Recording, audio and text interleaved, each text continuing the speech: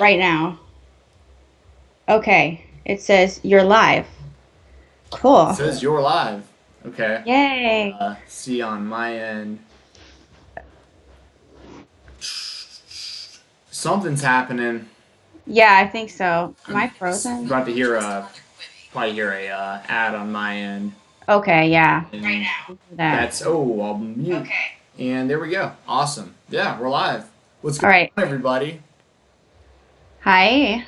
Okay, we got six people left. Okay, so yeah. Yeah, I we just guess gotta we get could this just figured out. This is a yeah. test stream.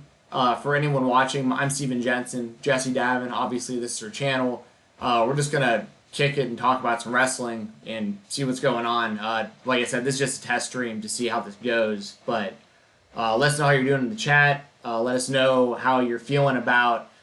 We don't want to make this all about what's going on in the world right now. Obviously, I mean, it's unavoidable, but at the same time, like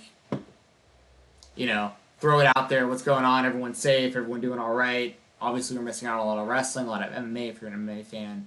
Uh, and Jesse, let everyone know how you're doing. While we kind of get Yeah. there. Well, I'm hella lagging. So, I mean, I don't know if that's like my stream. So, just sorry, but we're still trying to get this figured out. We'll get the kinks worked out. Yeah, so Trial and just error. like yeah. I'm doing okay. I started antibiotics today. Started an inhaler today. Cough is getting worse, but I'm here. Because this is important, and I think it's important for us to all have distractions, especially in a time like this. And there ain't other anythings going on, so I've got my tea, which you will see probably in about 10 minutes because of the stream. But there's a lot to talk about too. Yeah, for sure. I've got my white claw, so it's kicking it. Oh, nice. In the chat, Dan Heyman says Jesse with Jimmy's Wi-Fi. That's pretty funny. I'm assuming you're referring to Jimmy Dan of Fightful. So, Yes. welcome to the chat. We'll get the lag stuff figured out. This is a test stream, like I said. Yeah. I want to get this up. Like, we've been planning on doing this podcast for a while, like a series of podcasts, but like we decided to like kind of rush it so we can get it out now because everyone's stuck at home with nothing to do. So we figured, that's why there's going to be some kinks here and there. Terrell or Terrell, I'm not sure how to pronounce that, but welcome to the chat. It says, "Hey Jesse, it's me, Terrell or Terrell. Once again, I apologize. AKA TQR317 from Twitter. So if you know TQR317 from Twitter, he's here in the chat. So Yay. and RVD Tito for life, who is Doug Bateman, who is I consider a friend of mine, who was a OG YouTuber. He's like one of the first. Really? Him and his brother Bill, like when YouTube used to be so different. Like they would get on like the main, like the homepage of YouTube, like consistently as like top sports commentary, basically. He's in the chat right now. Says, "What's up, Steven? Watching you from work. What's up? What's up, Doug? Thanks for." Be safe, Doug. Be safe, man. It's crazy out there. Yeah, yeah. Thinking about you and your family. I know he's got kids and a wife and stuff. Oh, man. I know it's rough. Dan Hangman also, or sorry, Dan Heyman also says, almost said Dan Hangman. There's a MMA fighter, Dan Hangman Hooker. Dan Heyman says Jeff bringing back his old theme is pretty cool. Oh, I saw that. I did see that. People were freaking out about that. That's What Jeff bringing back his? I don't even know what you're talking about. Jeff Hardy. His old like the Hardy Boys theme or like No, no, no. The let me has any oh sorry, I need to not be distracted. He's read yeah. while you're looking that up, Terrell says, has anyone's area been heavily impacted?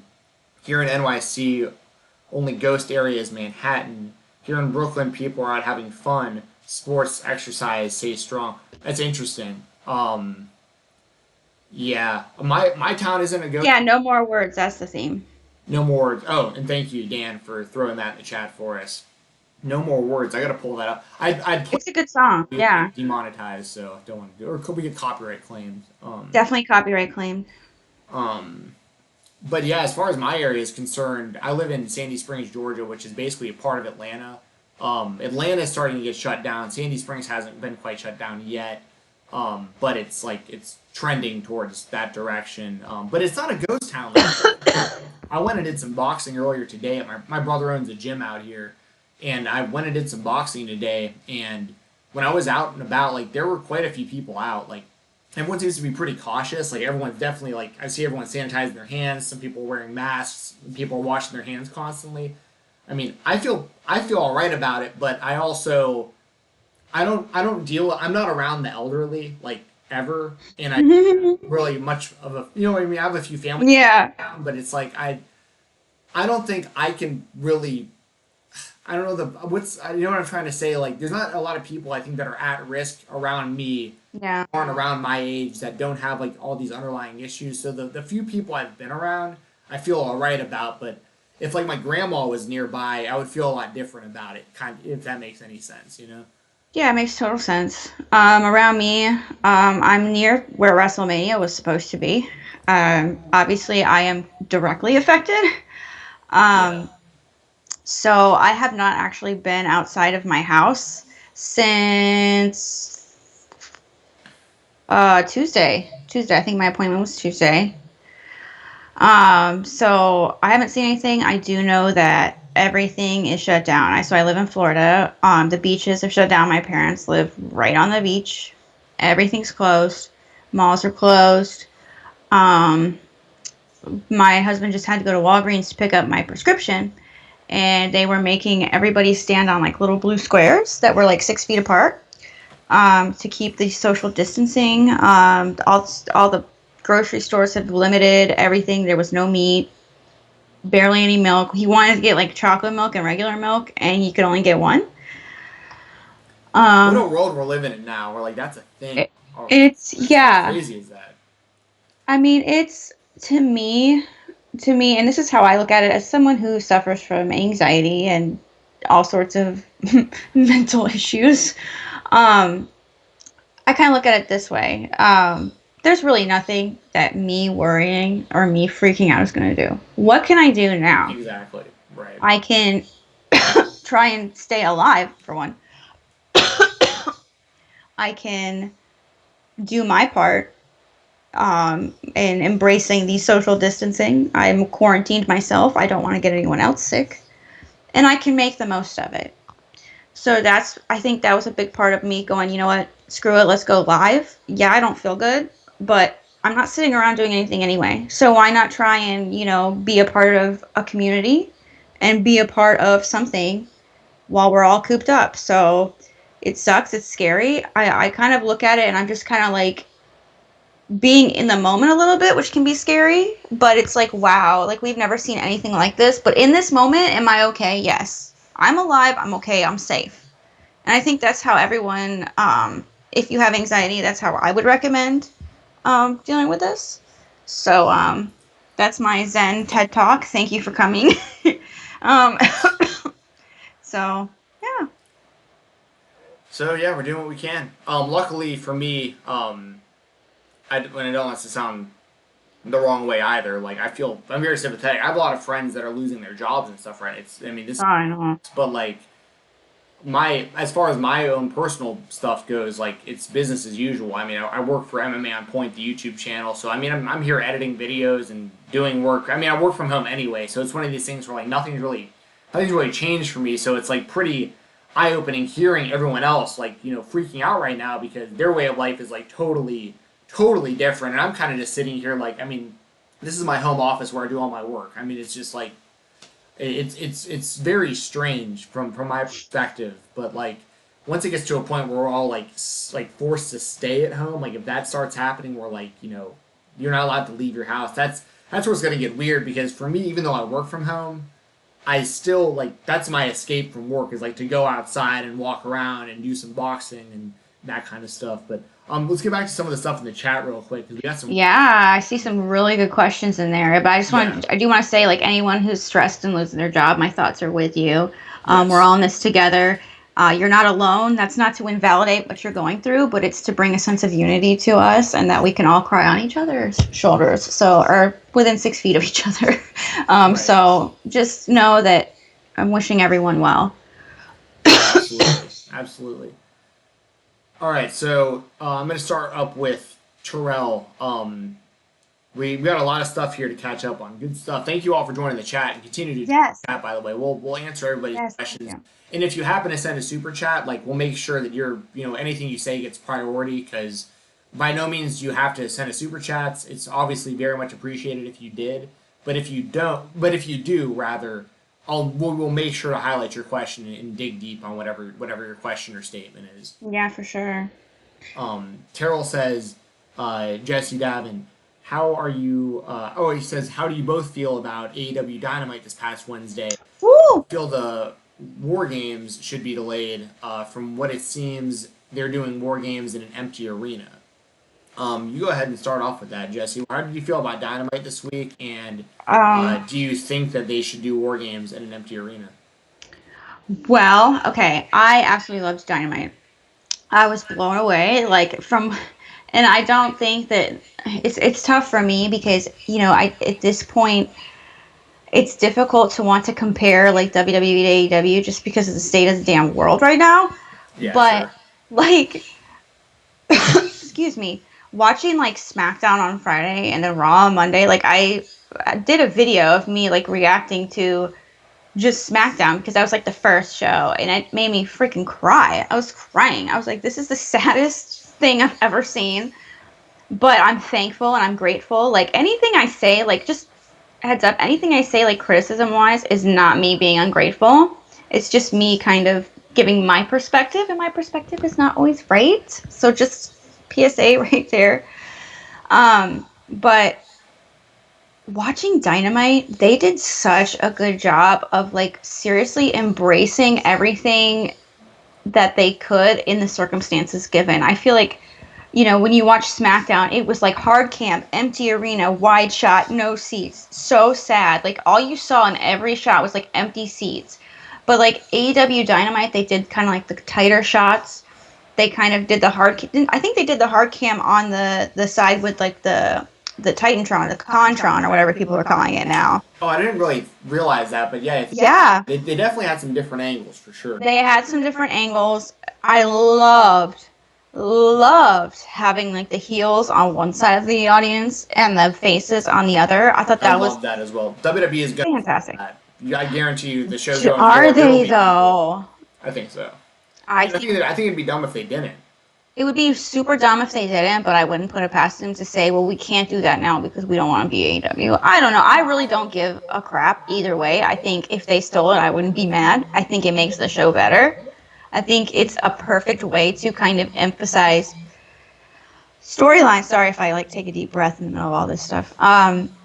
Emphasize storylines while not having to actually like give it its own separate segment. I thought AEW did a phenomenal job. I thought it was incredible. I thought it was great. It didn't even feel like an empty arena show.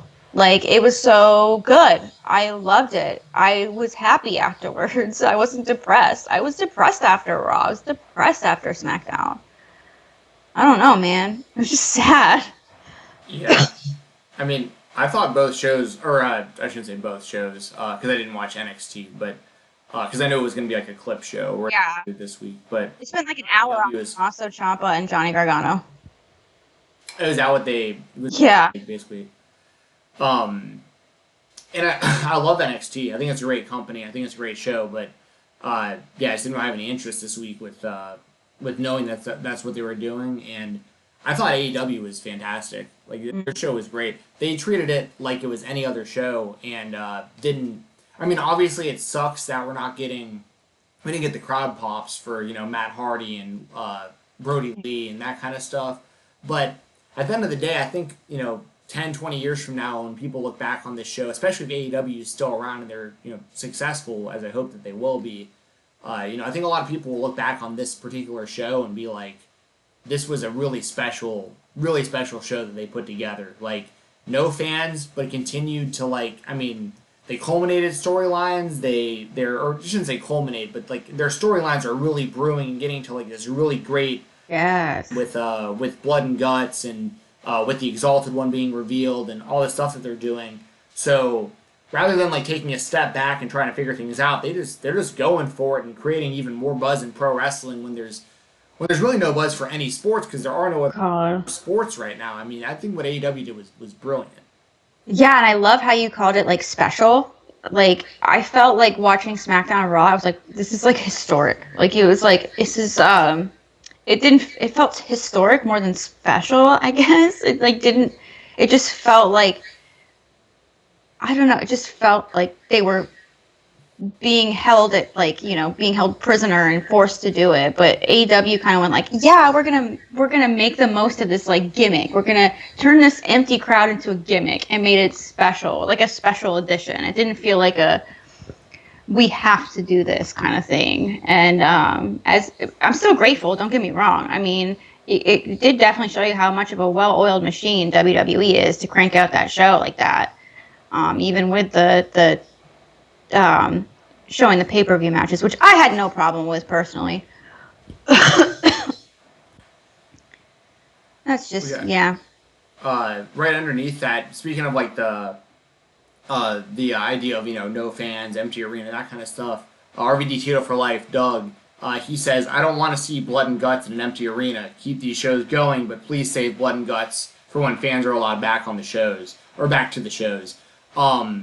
I don't disagree with that. I think that's Yeah, I don't probably disagree with that exactly either. what they're doing. I think. I think that's I think that's why they haven't like on the last episode of Dynamite. I don't think that they said the date of Blood and Guts one time. Like I know they've postponed the original day, but they aren't like advertising a specific day for Blood and Guts. Yeah. That's what they're doing. I think they're just gonna continue to put on empty arena shows as much as they can. Maybe just pre-tape a bunch of stuff. I don't know how they're gonna handle it, but wait until they can bring fans back in to actually do the Blood and Guts match. I think that's probably. I mean, it really just depends on how long this whole coronavirus stuff goes on, though, right? I mean, like it's Yeah. things where like, I mean, obviously I want it to be in front of fans, but if we're like 3, 4 months, 5 months, 6 months like into something like this, eventually I do just want to see the match, Yeah. but I just want blood and guts at because the that match is point. gonna be awesome. But I think Doug, you're probably right about that, man. I've been reading your tweets lately, and I know that you are not a fan of all this empty arena stuff. So, I understand where you're coming from. Do you think about the same on that, Jesse? Like, there's no fans until Blood and Guts, but kind of depends. Yeah, I think that, you know, listening to you talk about it and kind of think about it, I really hadn't thought about it. I really just kind of was of the impression like I'm like my daughter's in preschool right now, and one of the things they teach her there is you get what you get and you don't throw a fit. So that's kind of like the attitude I've had to life lately. Um, so I wasn't really like I'm hesitant to like be critical in these times just because, but I think it actually does make a lot of sense to delay blood and guts to that to like indefinitely, and I think that you could go with that with the shows. I mean, honestly, if you think about it, um, you know, Jericho. I loved how Jericho did that decree, no fans until I say so. I thought that was funny. He's the man. Um, Jericho's he the is man. so great. Oh my god, his face when the drone came in. He was so Yo, confused.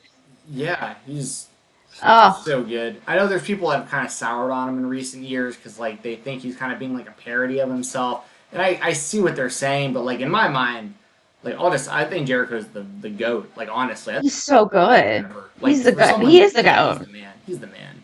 He's so funny.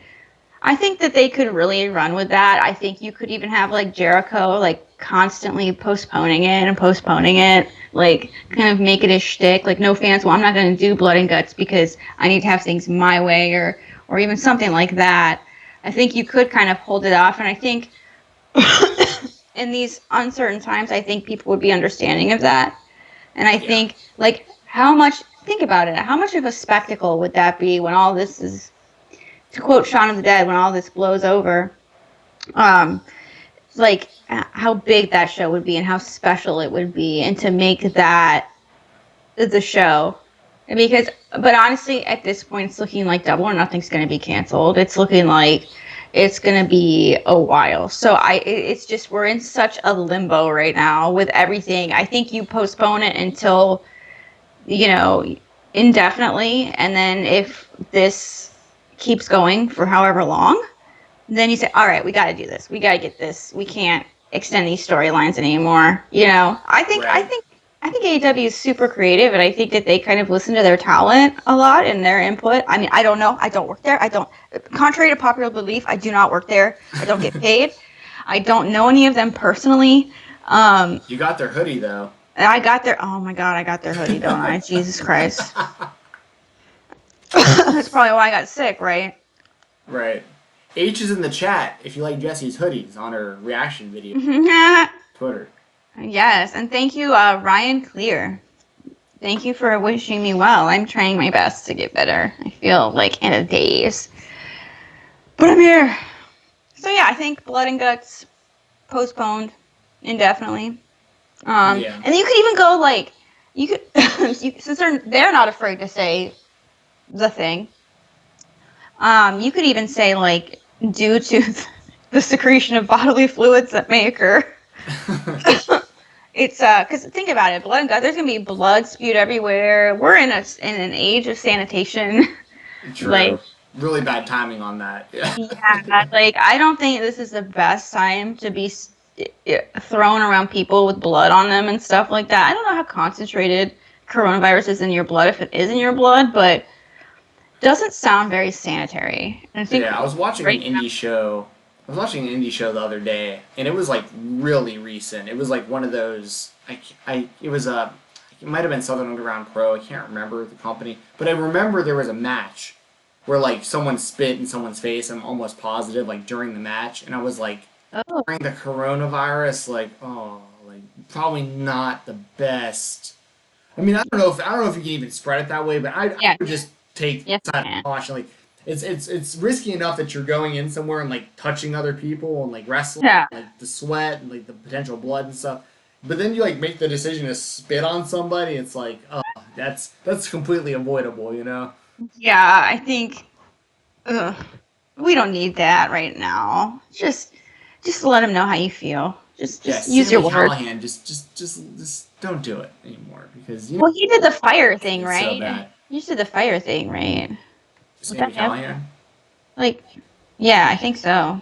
I don't know. I don't know what the hell. I What saw about? something. He like returned. Oh yeah, he came back to Impact Wrestling. He like shot a fireball at someone. I was like, that's a good way to. Yeah, Ken Shamrock, wasn't it?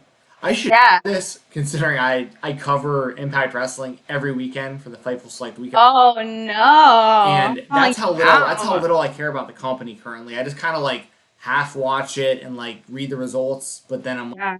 sometimes my big issue with Impact Wrestling is that it's been the issue with Impact Wrestling pretty much forever, or at least since like the late 2010s ish until now. They have so much incredible young talent that's so good on that roster, and like I shouldn't say pushing, but like if you watch the show, if you turn it on right now in 2020, you'll see like Johnny Swinger from the original ECW, the Sandman, uh, who, you know, his heel turn's been a little bit interesting. Yeah, that's been good. And it's like, I don't want to see these dudes anymore, anyways. And Yeah. it's fucking weird. Like, they got like Willie Mack on their roster. I'm like, push this guy, push Rich Yeah, for real. Swalwell, push fucking Ace Austin, keep pushing Tessa, but like, don't. I'll catch up with some more of these chats. Thank you all for sending stuff in the chat. Yeah. Keep chatting. It's fun. I know we're a little bit late on this stuff. Embrace social distancing. We're just shooting the Yes. shit right now, guys. We'll get Yeah. to your stuff. We're just, it's fun. Yeah. I'll grab a few more White Claws too. Like we'll get this. I just had some bang energy. I need to get my inhaler too. There you go. You Oh getting God, it burns. Oh God, it burns so having bad. a quarantine party. Right, for sure. So Terrell responded to Doug earlier, and Terrell, if you're still in here, if you don't mind, just in the chat, just letting me if there is a easy way of letting me know if it's Terrell or Terrell, like just so I don't feel bad about possibly mispronouncing. There's 3 R's. Well, I think that's probably like because of the screen name. Yeah, I it's assume true. that's not how he really spells his name, but I I don't know. If it's tr- if it's Terrell with a bell, just do like Bell, or if it's Terrell. There you go. If it's Terrell, I don't think it's Terrell. I think it's Terrell. I just don't know because I've known people with both names. Me too. I'll say Terrell, like Terrell Bell. Terrell Bell or Terrell. If it's There you go. no, that's a good one. I was trying to think of Boom. something. I'm Um. probably still in there. I don't know. So he Anyway, responded. He responded to Doug earlier. that did not help me, Terrell. That doesn't help. He did Well, sorry. that's how he really spells his name. So Oh, but okay. So I gotta scroll up a little bit here. So Terrell was responding to Doug saying, that's what I was thinking about. Doing blood and guts in front of fans, but or waiting to do blood and guts in front of fans. it's Terrell. Terrell. Okay. Thank you, Terrell, for clearing that up. Terrell Bell, yes. Ding ding, motherfuckers. It says instead of a War Games match, do a 5-on-5 match, and blood and guts in an empty arena. My hopes are low, sort of aren't low. That's interesting. I'm not sure Okay, by that. now hold on a second. So 5-on-5, that's 10 people. That's concerning. That's Standing what for War one. Games is. Yeah, I just thought of that. Can they legally do it? Oh, I see what you're saying. Because there'd also have to be a referee in the ring. That's another. Not to mention all those people, and there's no way you're going to be able to do some social distancing. That's actually a really, really good point you just brought up. Really good point. Because I WWE live isn't in doing this. Florida. I live in Florida, and it's not state mandated yet. It's suggested by the CDC. However, they would get a lot of shit if they had more than 10 people. If they had 10 people, 11 people in there, not standing 6 feet apart, you can't do that. Well, WWE is like they removed like battle royals from any of Yeah, I that saw stuff. that. Thank God. Uh, Sorry. Dan Hammond says, I guess it's sad we aren't getting a regular entertainment with wrestling, but it's important that we all stay positive and understanding about this ever changing scenario." Dan, I'm with you, man. Oh yeah, for sure. Yeah, for sure. Thanks for joining us in the chat, by the way, Dan. Yes. Appreciate you hanging out. I appreciate everyone watching, everyone not chatting. If you're too scared to chat, that's cool. I don't care. Yeah, Just it's whatever. thank you for being here. Yeah, I mean, honestly, that's how I am right now. I'm just like thankful to have wrestling. I can be critical of it, of course, but I don't think that should take away the fact that I'm just freaking grateful. You know? See what else we got here. Dan saying, hearing that WWE are looking to put episodes in the can for future shows, probably the best way to go. I I saw that. agree. Yeah, I think that's the right way to go. Well, Film stuff ahead. Film stuff ahead, guys. This is you never know when shit's gonna really for real hit the fan. You never know. Like God forbid someone on any roster anywhere could catch this thing, considering there's a lot of people traveling right now. Considering someone at Orlando International Airport tested positive for it, a TSA worker, and we know that's all where they go to. So it's just a really scary time, and I think filming a bunch of stuff ahead of time, just having it in the can for future use, perfect. I'm not complaining. I won't know it's not live. Pretend it's live. I yeah. pretend Eric Rowan had a spider in his cage. You don't think I'm not going to pretend that it's live? Like, for real. Didn't that already get destroyed? Like, didn't Yeah. Raw that much? So, like, didn't who was it? Drew McIntyre, yeah. Wow. So yeah. I saw that ad series, or AD series. Sorry, I'm not skipping ahead, but I just saw this. ESPN is going to air some WrestleManias. I think that's freaking great. Yeah, it's really smart. I mean, They ain't got nothing else on. anything that's even remotely related to sports right now that anyone can put on is smart. Obviously, I know the differences between professional wrestling, not a real sport, clearly, but it's one of these things. It's like you could put on, yeah, breaking kayfabe on that one. Oh no, The real guys, or sorry, it's predetermined, I should say. that's true. But you'll be seeing a lot of pro wrestling and probably a lot of MMA during this time. MMA is real. For those of you who may not know that. For whatever. Yes, it is. Terrell with a good question to both of us. Says Steven mentioned Jericho as the GOAT. Who's on your Mount Rushmore of wrestling? I consider Kurt Angle the GOAT, then Jericho, then Flair after that, Hogan or Rhodes. So his Mount Rushmore looks like Kurt Angle, Jericho, Flair, and then either Hulk Hogan or Dusty Rhodes. Who would be your Mount Rushmore of professional wrestling, Jesse? And this is, I'm assuming we're talking GOAT as far as like who you, because Yeah. there's so many different ways. Like biggest money makers is going to look different than the best technician. Yeah. Like your best, like your favorite wrestlers. I'd say like what's your Mount Rushmore of like your favorite wrestlers, I guess. Oh, my favorites. Because, like, yeah, if I'm, like, looking at it, like, non-judgmentally, it's a little bit different. But for me, Stone Cold Steve Austin, because he's the one who got me into wrestling in the first place when I was younger in the 90s. Chris Jericho. Oh, geez. I want to say AJ Styles, too. That's a good one. Um, just the fact that he's, you know, and I love Kenny Omega, but he's got a lot of time left to prove himself. So, Sure. and you know what? I'm gonna go here. I'm gonna put Okada on there. I think Okada is one of the greatest of all time. I think that Okada is just one of the technically the best wrestlers I've ever seen. And he puts on match of the year freaking like every year. Um, Obviously, we haven't seen him really kind of wrestle with a lot of the guys in like WWE, but I think that just from my own personal standpoint and my own appreciation for what I subjectively view wrestling as, I'm definitely putting Okada on there. Nice. Yeah. Yeah, it's hard. I mean, the for me the first three. Well, for me it's a bit biased. So okay, the first three. Randy Savage, he's who got me into wrestling. Yeah, that's a good one. Hulk Hogan got me into it, but like Randy Savage is who like kept me there. If that makes Yeah. like Yeah, that's um fair. yeah, huge Randy Savage fan. Um, Chris Jericho, my favorite of all time, so he'd be on my So good. or Shawn Michaels. Um, Oh yeah, man. That's so true. yeah, I I gotta need put more Shawn on heads there. on Mount Rushmore, bro. Well, it depends on how you, once again it depends on how you're looking at it. Because if you're talking about like who I think is like the most popular wrestlers of all time, Mount Rushmore would be like Austin, The Rock, Hogan, and Cena probably. Like you know, Yeah, but just off the for top of you. my head, the This is first one I just for thought of. you. But but it's one of those things where yeah, for me I'd say The Rock. Sorry, not The Rock. I do love The Rock, but not for my Mount Rushmore. I'd have Jericho, Shawn Michaels, Randy Savage, and my bias shows here Cody Rhodes. Mainly, Oh yeah, I yeah. went to high school with the guy.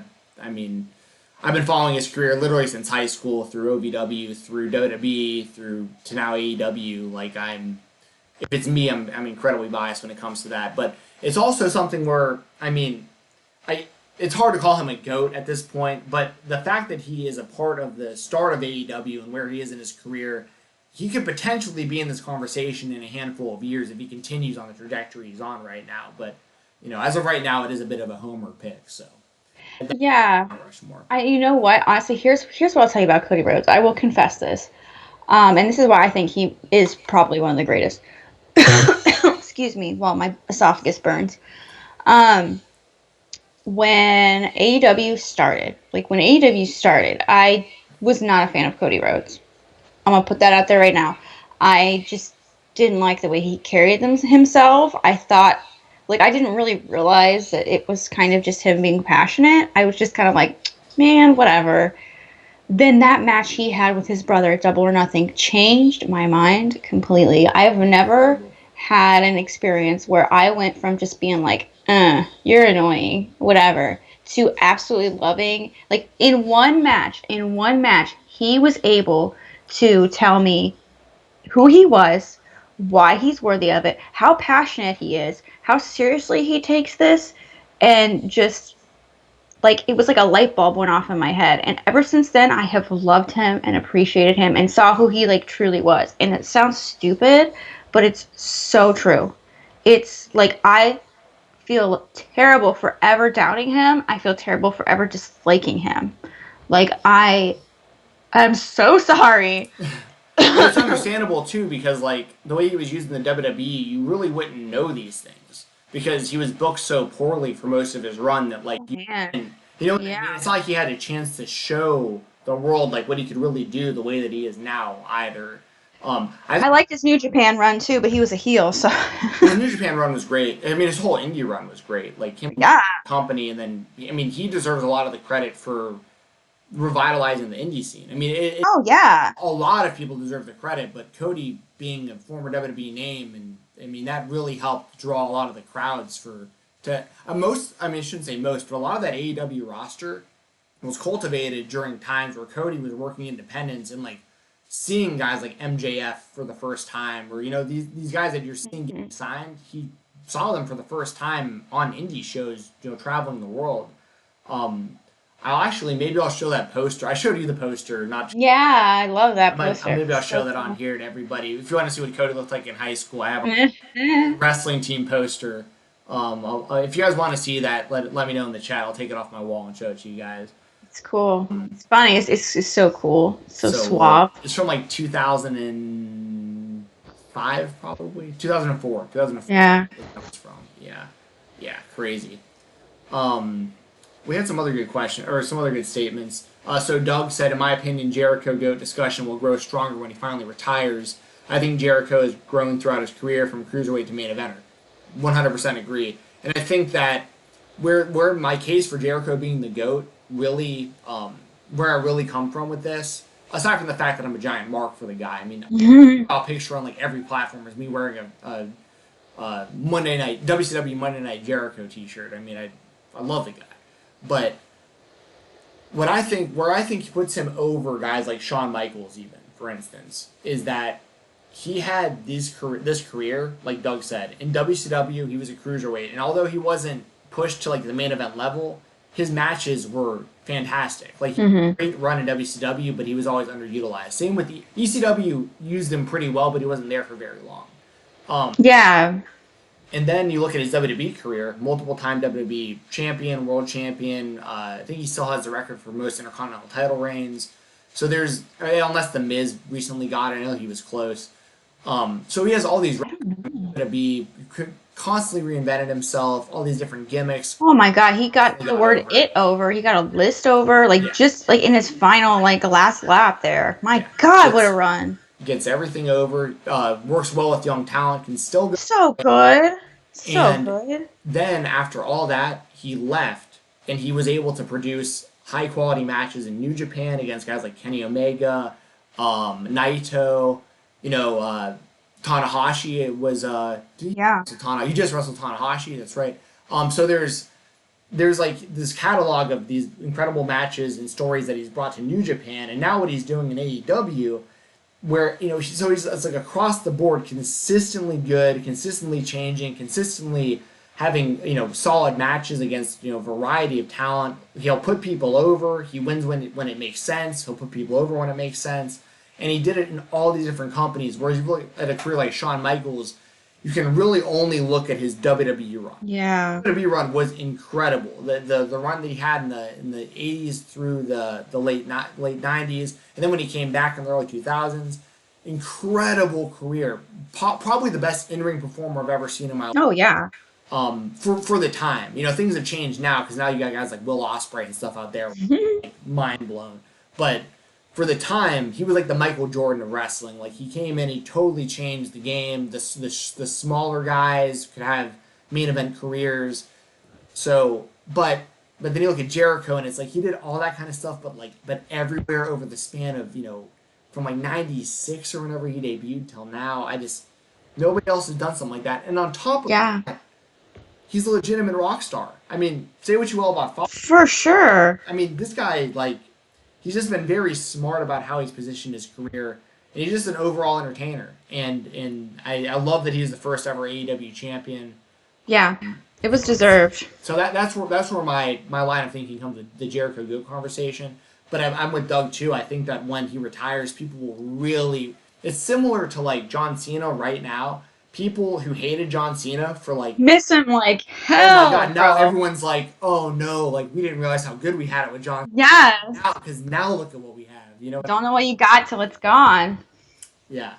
Dude, I know. I'm one of those people, man. I miss John Cena. I miss being able to goof on John Cena. Me too. And John Cena for me turned the corner when he was the U.S. champion. When he was having those that open challenge, yes. I yes. went from Me too. From like hating the guy. Like Yeah. I was in the crowd in New Orleans for the first ever John Cena sucks. That first time that chant ever happened. I was in the arena yelling along with everybody. But that U.S. Open challenge, like it showed, like no, Cena's actually incredible. It's just a matter of like the company letting him do what he wants to do against good wrestlers who can have good matches with him. Like John Cena is actually incredible at professional wrestling, regardless of what people Yeah. want to say about it. Like he's No lie. incredible at it. Yeah, yeah, Yeah, I have a story about that. yeah, go for it. So, excuse me, every time I cough or every time I talk, my cough just wants to go whack. Um, so I was at a Raw, my first ever WWE event. This was like in 2015. It was like day after Valentine's Day, I think. And John Cena had a dark match against Bray Wyatt. Mm. And it started going downhill when like John Cena, like I think he got cut on like the side of his face. And then Bray Wyatt barfs outside the ring, or he barfed a little bit in the ring, went outside the ring and threw up everywhere. I was ringside and I saw it. John Cena and him continued the match, no problem. John Cena, I'm pretty sure John Cena won because I remember like the ref holding up his hand and you looked at him and he goes, "Are you okay?" And he goes, "Yeah, don't worry about me. Make sure you check on him," which was Bray Wyatt, who was like, needed fluids immediately. And that right there, I was like, damn, he really adapted to that situation. Like, you can give him shit about him not having like much fluidity, being a little stiff, whatever, Sure. but he can call an audible. Like he can work with what he's got in the ring, and I think that kind of, for me, seeing him adapt to that situation, being so nasty, um, Yeah, was really eye opening for me, and it kind of gave me a little bit more respect for him. totally get that. And anybody who, I mean, who criticizes him being a little bit stiff and having, only the five moves of death, or whatever, Jack, moves of doom. bro. Look at Hulk Hogan's career. You can't like say what you will about Hulk Hogan, the man, the stupid shit he said behind closed doors and all that stuff. Mm-hmm. Say what you will about him as a person, but you can't tell me that Hulk Hogan wasn't an incredible professional wrestler. Like, and he had a punch, a boot, a leg drop, and a scoop slam. That's all the guy did. And he tapped his ear and play. And, but if you watch those matches from like the 80s and the 90s, the fans are losing their mind over it. Losing their fucking shit, bro. Yeah, I mean, so I'm totally with you. We had some other comments in regards to this. Terrell said, "Was it Terrell or Daryl? I know he." It's Terrell, like Bell. Terrell. I got you now, dude. Terrell. He says it's harder to pick the women's Mount Rushmore, which I agree. That's Yeah. one should say harder, but it's hard to think about who deserves to be on that. It's very difficult. Oh, Well, let me tell you his real quick. He has okay. China, Gail, Kim, Asuka, and then it's a top up between Jacqueline, Ivory, and Awesome Kong. Shout out to Jacqueline. I love Jacqueline. I love Yes. put her in there. Always been a fan of Jackie Moore. Who would be in your Mount Rushmore for the women? It's really difficult for me to say because I think the state of women's wrestling has been so dramatically changed within even the past 5 years. Sure. You look at kind of what WWE did, kind of turn it into Divas bra and panty show, and that's not a knock on these women. These women were still talented, but it was what they were given to do. They were doing their jobs. It's like if I was getting paid that, I'd do the same thing too. It's really it's definitely a lot more subjective as to what you consider women's wrestling to be. I think if you look like historically, I think China absolutely no question China's on there. You could Sure. make a case for Lita because she was kind of the one in the 90s that was kind of like the rebel. I mean, you could make a case for AJ Lee because, she started kind of this women's give divas a chance kind of thing and kind of got, contrary to what Stephanie McMahon says, she kind of got the ball rolling on that. I think you could look at, I don't even want to say, I think Charlotte Flair is on her way there as much as people like to dislike her. You could look at, like, gosh, it's really difficult. I mean, Beth Phoenix.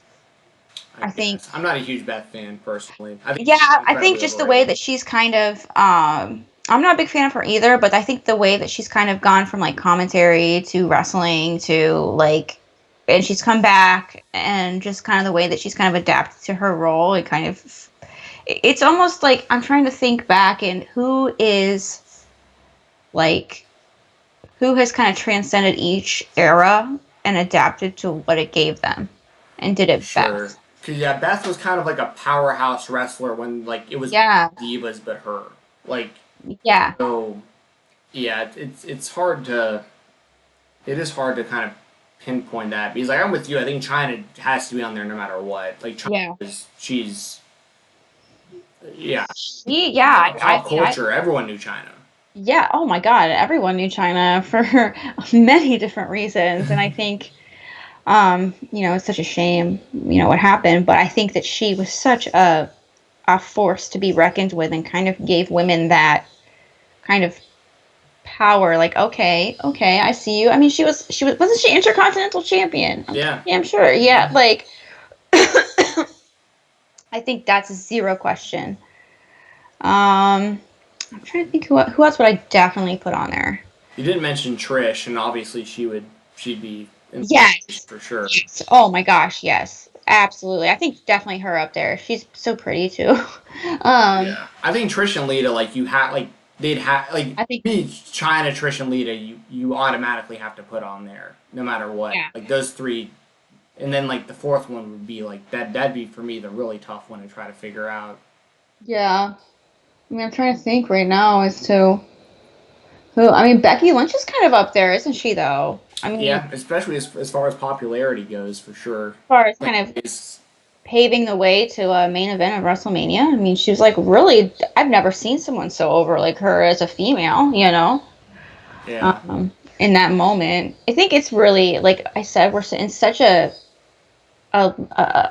we're like in the middle of a movement. It's like we're building that Mount Rushmore where we're chiseling it out. We haven't decided finally who's on there, if that makes any sense. yeah, that And makes sense. as a woman, it's kind of difficult for me to be like, okay. Well, for me, like, I mean, personally, like, I'd have Jackie on there. I love Jackie. I love Yeah. that Terrell mentioned her as well because Looks like a lot of people are on there agreeing. A couple who else people. we got? So we got AD Doug. series. Doug mentioned Cody changed my mind on him when he bleached his hair and he was trying to be the leader of the Bullet Club and being the elite. I think a lot of people turned the corner on Cody during that time too because he really showed like his personality and showed something different than what he'd done in the WWE. Hmm. JGZ16 says, my Mount Rushmore is Jericho, Austin, Macho Man, HBK, and The Rock. Jericho, Austin, Macho Man, HBK, The Rock. That's five people. You gotta have, but that's uh like those are five incredible choices, but you gotta narrow it down by one. Damn.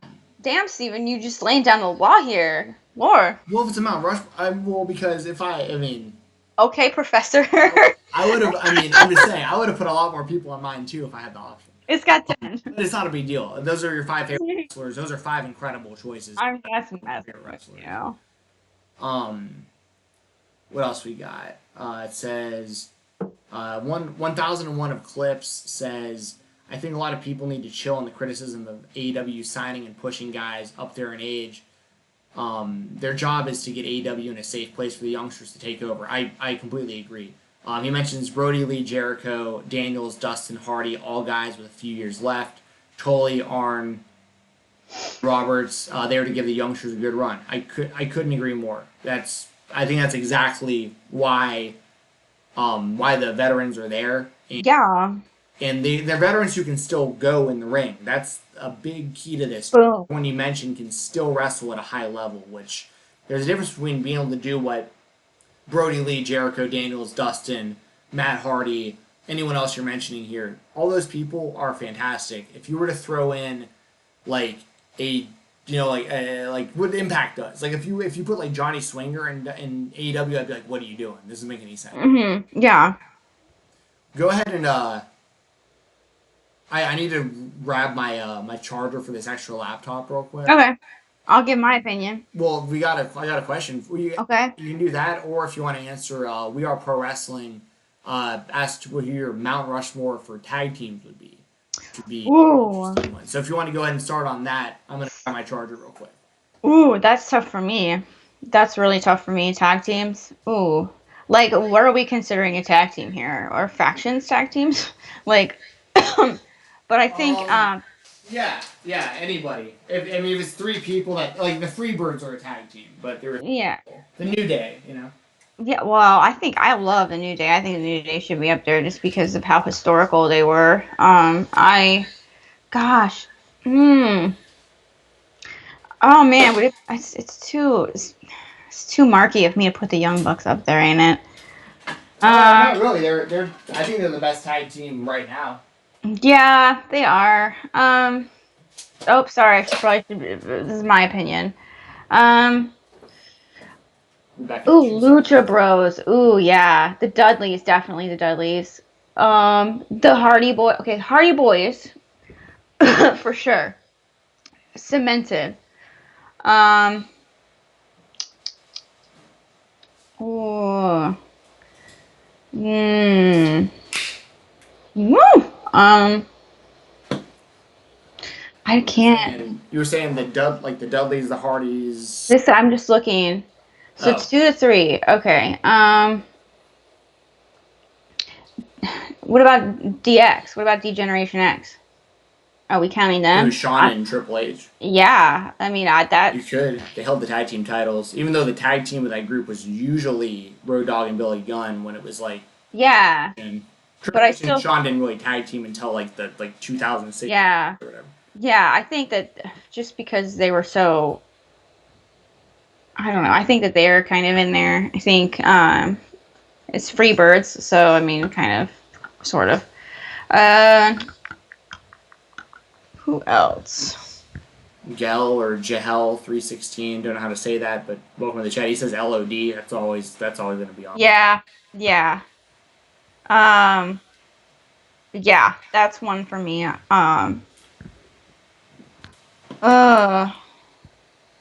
I don't know. I don't know who I would put on there. I don't know. It's kind of tough for me. Yeah, it's going to be tough. I'll give you four. Okay. If we're going my personal favorites, it's tough. So what my favorite tag team as a kid, as like weird as it sounds, was Public Enemy from EC. Really? And then WCW, and then they had like a really rough WWE that was really short. Hmm. I love the Public Enemy. They're the first team I ever saw come out to the ring with tables, and I just thought it was cool. Like they Oh yeah. like they were like white guys that pretended to be from the streets, and they were all. As a kid, I like I was into that that kind of stuff. So like Yeah. Public Enemy. Harlem Heat was probably like the like first Yeah. real tag team that I was like, this is my favorite tag team. Like outside of Yes. so I gotta have Harlem Heat on there. Booker T and Stevie Ray always gonna be on my list. Um, the TLC era where they had all those great teams. Like it's like if I gotta choose between like Edge and Christian and the Hardys, I'll probably take the Hardys because they had a much longer run Me over too. the span of like a lot more promotions and years and stuff. So similar like the Jericho line of thinking, I'd have to go like Hardys over Edge and Christian probably. Individually, Edge was the most successful of all four of them, obviously. But Hmm. I'd probably say the Hardys. I'd say Harlem Heat. I'd say the Steiner brothers. I loved Rick and Scott Steiner. And then, and We Are Pro Wrestling said the Steiner brothers just now as well. So Yeah. I I know it's hard for me to like would think probably like probably the Young Bucks for me at this point. I love They've him. had so many great matches. So good. So that'd be my four favorite probably would be Harlem Heat, the Steiner brothers, the Hardy Boys, and who did I say there at the end? Legion of Doom. No, but I mean, if it was like if it was the most successful tag teams, you have to have them on there for sure. Them and the Dudleys. I don't even remember who I just said. Harlem Heat, the Steiners, Young Bucks. and the Young Bucks. There you Yeah, go. there you go. There you go. There you Ooh, go. I don't know. I'm gonna go. I'm gonna go. Should I say DX or should I pick someone else? I don't know. Okay, definitely Hardy's, Young Bucks. I'm gonna go Only Harlem. I'm gonna go Harlem Heat too. I really like Harlem Heat. And Heart Foundation. those are all good choices. Terrell says, how I feel like Dudley's would have to be the number one tag team. And then once again, I agree with this if we're talking about like the most successful tag teams, not my personal favorites. If we're talking the most successful tag teams, the Dudleys and the Legion of Doom / Road Warriors they would have You know what? I'm the list. I'm yeah, Legion of Doom is on there for me because Road Warriors, one of their sons played football for Ohio State, and he was a really, really, really good player for Ohio State, James James Laurinaitis. Laurinaitis. Yeah, So I'm biased. They called him Little understandable. Animal because, Right? and and they had it was fun. It was fun. I miss you, James Laurinaitis. And I'm surprised he never went into pro wrestling. There was a lot of talk when he was in college about him switching to the WWE when he got out He had a very playing in the successful NFL, NFL. but Yeah, he was right. very successful in the NFL. Yeah, Terrific. true. Terrific. True. Um Terrell says, who's the greatest stable of all time? NWO, DX, the corporation, or other? D-Generation X for me personally. Okay. Jesse says DX. Out of those, I would say the NWO. NWO is my favorite stable of all time, probably, but a stable that is underrated because of how poorly it was like rebooked over and over is the Shield. I thought the Shield was, Oh yeah. um, especially because they came in and kind of changed the style of WWE wrestling. Because when they came in, it was like kind of your John Cena. Although I love John Cena, but it was kind of like your John Cena's, your Rybacks. A lot of the guys were pretty generic, doing the same moves. A lot of similarities across the board. And then the Shield came in, and we're just having fire matches every single time they were on the show. That's a good tag team. Yeah, but who do you choose? Reigns and Rollins, because they were the, Yeah, that's true. There's you three know of what I them. mean. It's hard Yeah. with those, but like the Shield I think is a super underrated stable. Gel, I'm not sure. Clarify how you say your name in the chat if you want me to screw it up. Dell. I'm sure I'm bursting. Gel. He says the Four Horsemen. I wouldn't argue that at all. I think Yeah. the Four Horsemen is a 1,000,000% valid pick. You could even put Evolution in the conversation for the same kind of reasons. Um, a lot of great wrestlers went in and out of the Four Horsemen. A lot of titles. Mhm. Um, we Are Pro Wrestling fan says probably not Mount Rushmore, but I was always a fan of the Outsiders. Me too, 100%. Mhm. I got an Yeah. Outsiders T-shirt. I'll probably wear it on the next show. Well, Paul and Nash for. I was a huge WCW mark growing up. So yeah, My anything. husband was too. If you could see, I have another camera that I will set up at some point, but my whole room is full of action figures and memorabilia and signed stuff. I have multiple. This is to give you a good example. Like this is one of my favorite pieces. Scott Hall signed Slammer or I can't see it. Yeah, it's on Slammer. delay. Well, Once I see it, for those you'll of you who know. see it, if you watch me on, oh yeah, that's right. You got to see. I know why you're having a delay. Because I can watch you through Skype without the delay. Oh, But you okay. can't. But you can't see me. So for me, there's no delay. But Okay, you're reaching. Right now you're reaching. All right. I'm going live. Oh, it's cute. Oh, it's signed. yeah, signed Scott Hall. So yeah, I'm a huge, huge, huge Outsiders fan. Um, G Hell. He says hard G like good. Gal. Get, That's what I said. I said that. yeah, Man, you nailed I'm it. a G, You nailed it, Jesse. G at I pronouncing names. Don't say that. Now I'll pronounce everything wrong. AD Series says the Steiners can wrestle with anyone. I 1,000,000% agree. That's why they're on my Mount Rushmore. Both those guys could individually have great singles matches, and they could, as a team, have fantastic tag team matches. And so, shout out to Scott Steiner, who's going through some serious stuff right now as well. Yo. The hard stuff and whatnot. Yeah. AD Series says the Dangerous Alliance. I don't. They wouldn't be on my list, but I mean that was a great. That was an underrated faction that, in hindsight, is a lot cooler now. I think because Yeah. we're in that. It wasn't a huge deal at the time, but now looking back, it's really cool to look at. I think. Yeah. Um, Jessi for the win, says Gel. Oh, I just got that. How are you ahead of me on chat? That's not cool. This is No, mine. our chat should be about the same. Yeah, it's about the same. Yay. Yay. Um, Yay. anyone have any other questions? I'd be happy to do more Yeah, okay. questions or statements or anything. And like I said at the beginning, if you do a super chat, we'll make sure. I mean, not that we really have to. We're answering all the Yeah, ways, but if you did a super chat, we would it is enabled. definitely It should be prioritize enabled. Yeah. what your comment or statement is for sure. Yeah. I mean, once we get this thing going, hopefully that will be up more. But Yeah, we'll get that all figured out. And I have some alerts set up, so like if you super chat, you should see some stuff pop up on the screen. So if it works, yeah, that'd be awesome. fun little Easter eggs.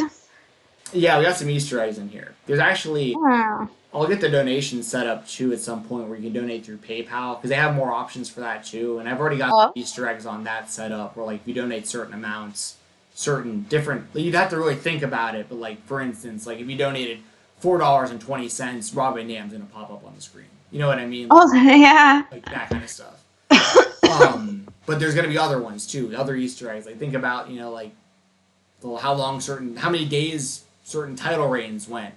That might pop up. You have people's catchphrases. They have numbers in them. Like could pop up. That kind of stuff. Terrell says WCW's New Blood versus Millionaires Club was underrated. Kind of.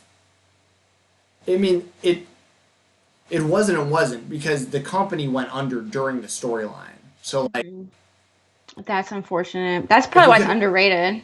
right. Well, there's a lot of talent involved. I love that they pushed Billy Kidman during it. I thought he was a guy who deserved a main event run. I love Billy Kidman. Huge fan of him. They were positioning him as like the next guy, but the company went under. So it's like, they made some other changes. I know that he was like the cruiserweight tag team champion with Rey Mysterio right at the end, but Yeah. the company was on the way down, and so it's hard to say, but there was a lot of really underutilized talent, and it was an interesting storyline, I guess. But yeah, it's just kind of hard to say.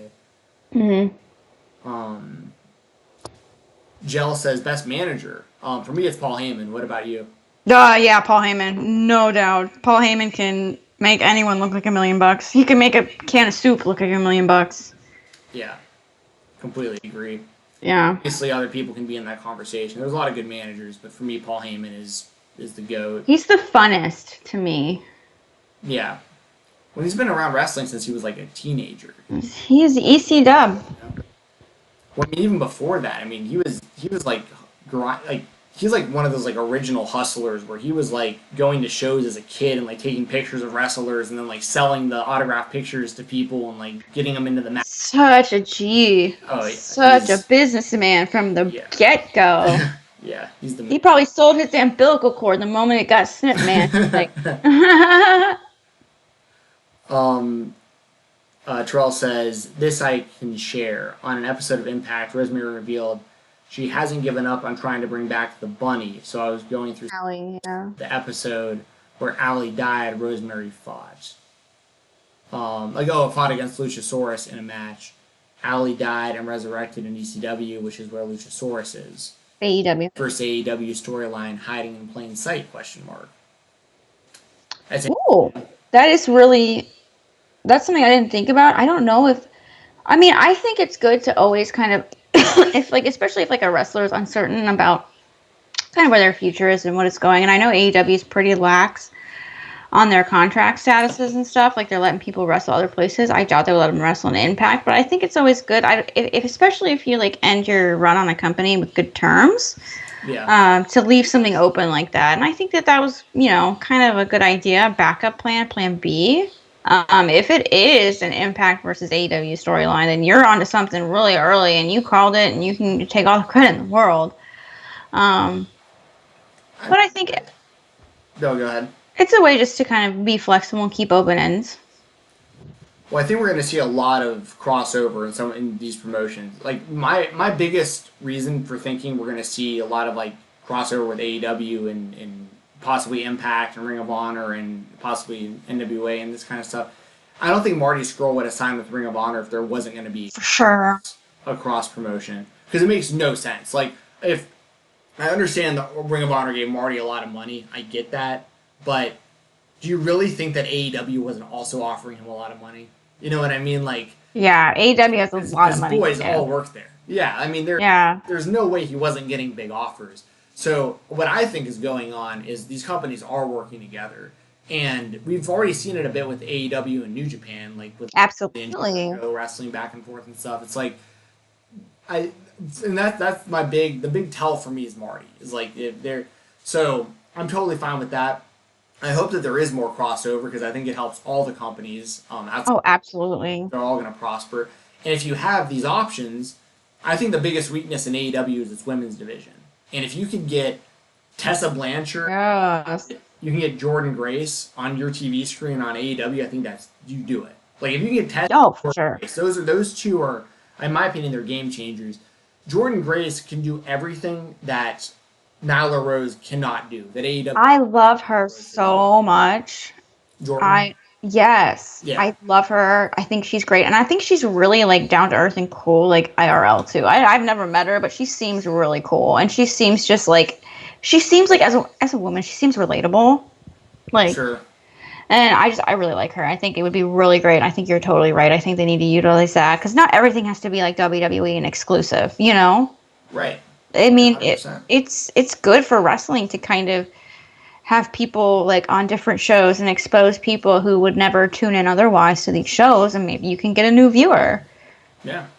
When you see it in mixed martial arts all the time, like Yeah. the UFC is the big the big dog, and they don't co-promote with anybody, even to the point where they haven't signed fighters such as Fedor Emelianenko in the past because they didn't want to co-promote his brand and his company. They do not co-promote unless it's with Conor McGregor now and stuff, and or versus Floyd Mayweather that was a bit different. But you have these other companies like Bellator, who would be kind of like the AEW compared Yeah. to WWE. You have Bellator and Ryzen. Ryzen is the big Japanese company. Well, one championship as well, but Hmm. Bellator and Ryzen have a talent exchange. So like Bellator fighters and Ryzen fighters fight each other in each other's promotions, and it's this awesome cross promotion where you get the best matchups possible with this big pool of talent. And I think that that's what WWE or with that's not what WWE's going to do. I think that's what AEW W. and Impact and all them. I think would be really smart. But shout out to you, Terrell, for for Putting that together. into it. Huh? Yeah. Putting Yeah, that together, that's yeah, definitely something that I don't think I've ever seen anyone notice. yeah. Good stuff. Very good stuff. AD series says tons of talent involved, but 2000 WCW was awful.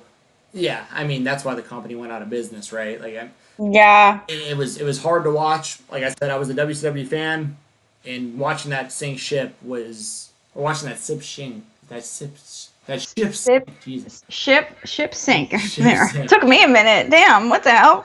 And I grew up in Atlanta, Georgia. Like I grew up in WCW country. I mean, we were.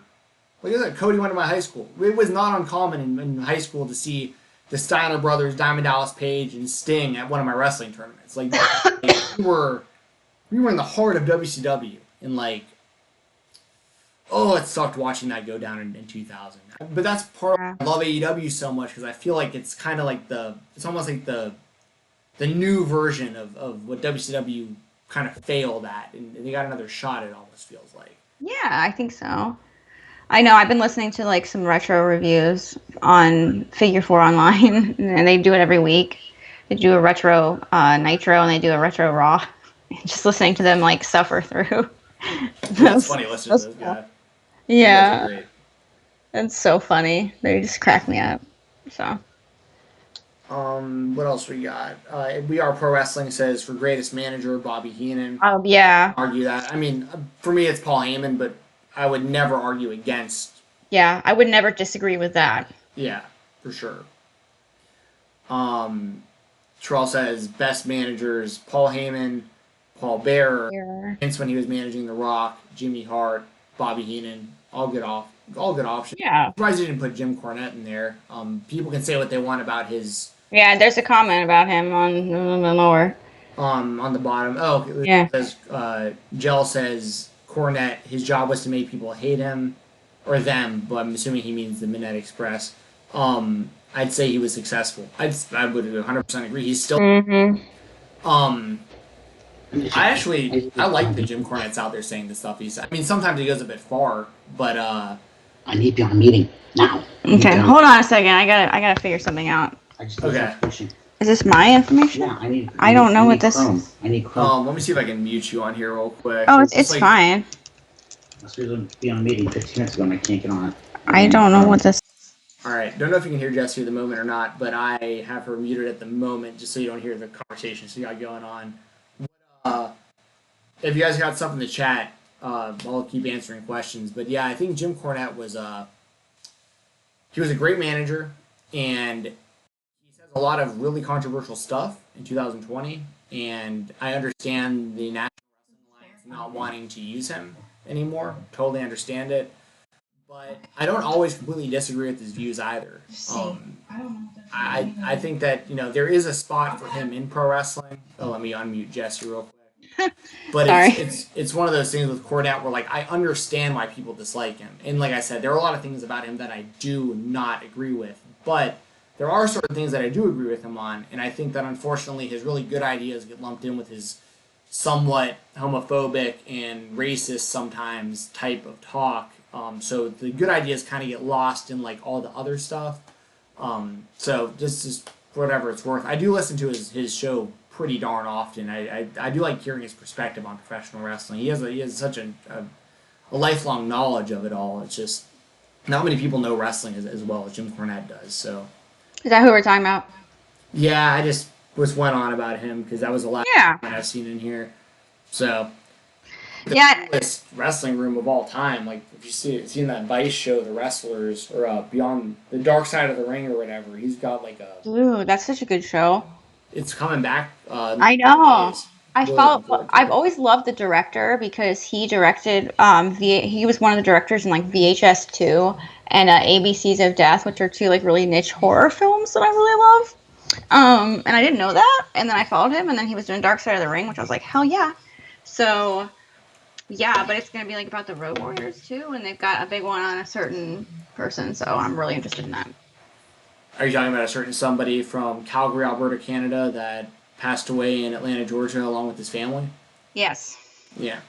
So that'll be interesting because Jericho's narrating it too. So like that'll be. I got chills. Did you listen to his Talk is Jericho with the sister? Oh my god. Oh yeah. I've listened Holy to him talk to all of them. It's heartbreaking. It's wild. That was one of.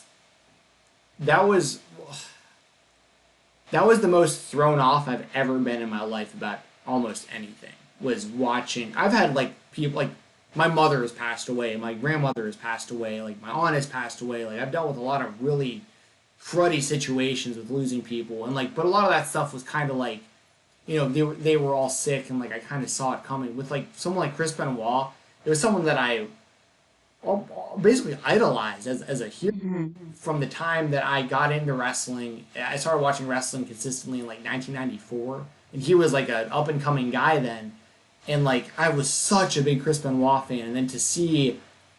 I didn't know anything because for some reason I didn't go on the internet the whole day, and I turned on Raw that night on that Monday, and the tribute show was starting, and I was so confused. I was like, "There's no way this is real," and Yeah. I'll never forget that feeling of just like Yeah, and this was like back in the day when you didn't like just get on the internet for everything either. Oh no!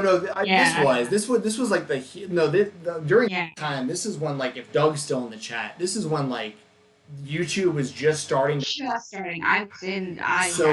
So there was a lot of people online. Like literally, Doug might have been one of them. And if I'm outing you here, I apologize. But like, there were a lot of people like my age going on YouTube or a little bit older, and literally crying, like just their cameras set up, and them just crying into a camera, like just couldn't believe, like, and like we knew he was a murderer, and it's still, Yeah. we're still like, but was he like if it was Nobody knew brain anything. there was his. It's so fucking strange, the whole It's thing.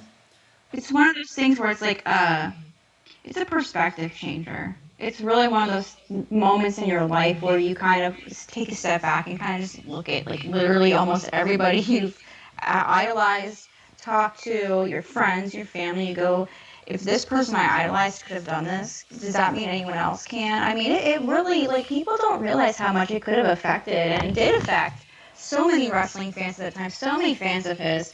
It was really one of those times where I can totally see how it would have affected you that way. It would have It was wild. disturbed you to the core, kind of made you think about kind of your own moral beliefs. Well, how could I have thought that? But you couldn't have known. And I Right. think that is such a big moment, and I think you're that feeling I can't even imagine. I mean, I was in a break when that happened. So when it did, I was like, and I knew exactly who it was. It was kind of scary. Yeah. It was just kind of what the, and it's all everybody talked about, you know. Well, it's sad that that's the talking point for him, and rightfully so. If he killed his family and himself, like, he deserves the negative backlash. Even if his brain was that of, a something-year-old with Alzheimer's. I mean, you obviously get a bit of a pass if, like, it's proven like your brain was mush and you didn't know what you were doing. I understand that brain injury is like a legitimate thing, but it's also, you can't just like give him a pass either, because it's like he murdered his family. So. But also, like, the Eddie thing, it was so different with Eddie. Like, with Eddie, like, Yes. any of this side of it. With Eddie, it was just sad.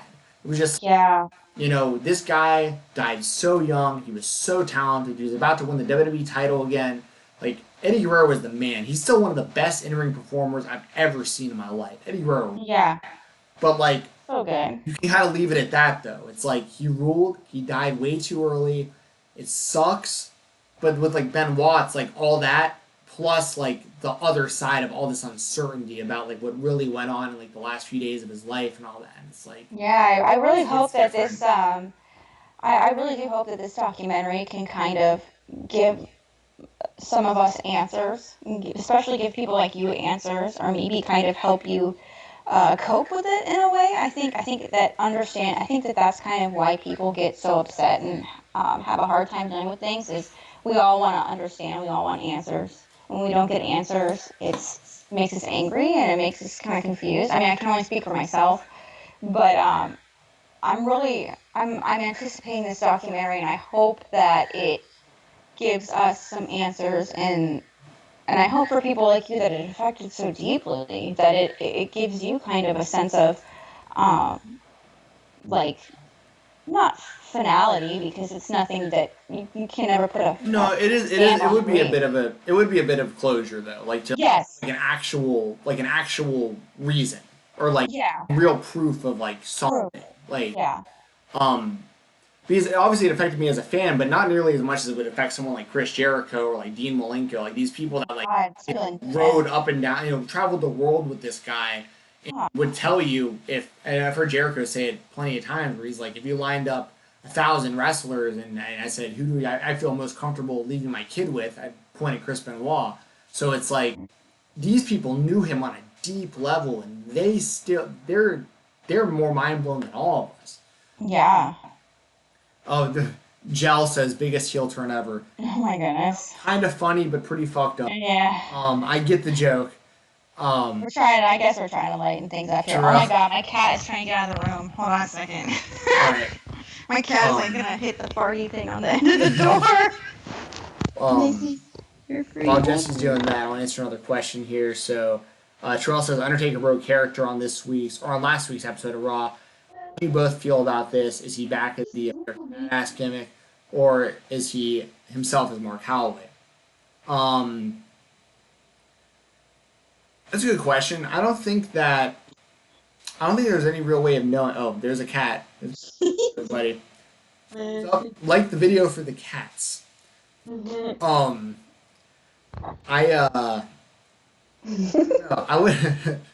wouldn't mind seeing the American Badass character back. I think at this point the lines have just been blurred so much between reality and professional wrestling and, like, gimmick and character and stuff like that, that we're just in a different era where it doesn't really matter, to be honest.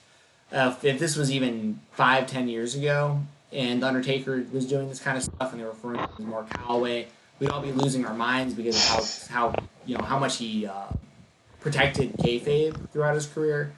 But in 2020, whether he goes out there as Mark Calloway or the American Badass or the Dead Man or the Undertaker, whatever he wants to call himself, we all know it's the same guy, so it just doesn't hold the same kind of weight as it used to. The only reason I think the gimmick would affect anything is if you wrestled Sting, although I think that ship has sailed. I know Sting's. I'm back by the way. Sting is kind of done.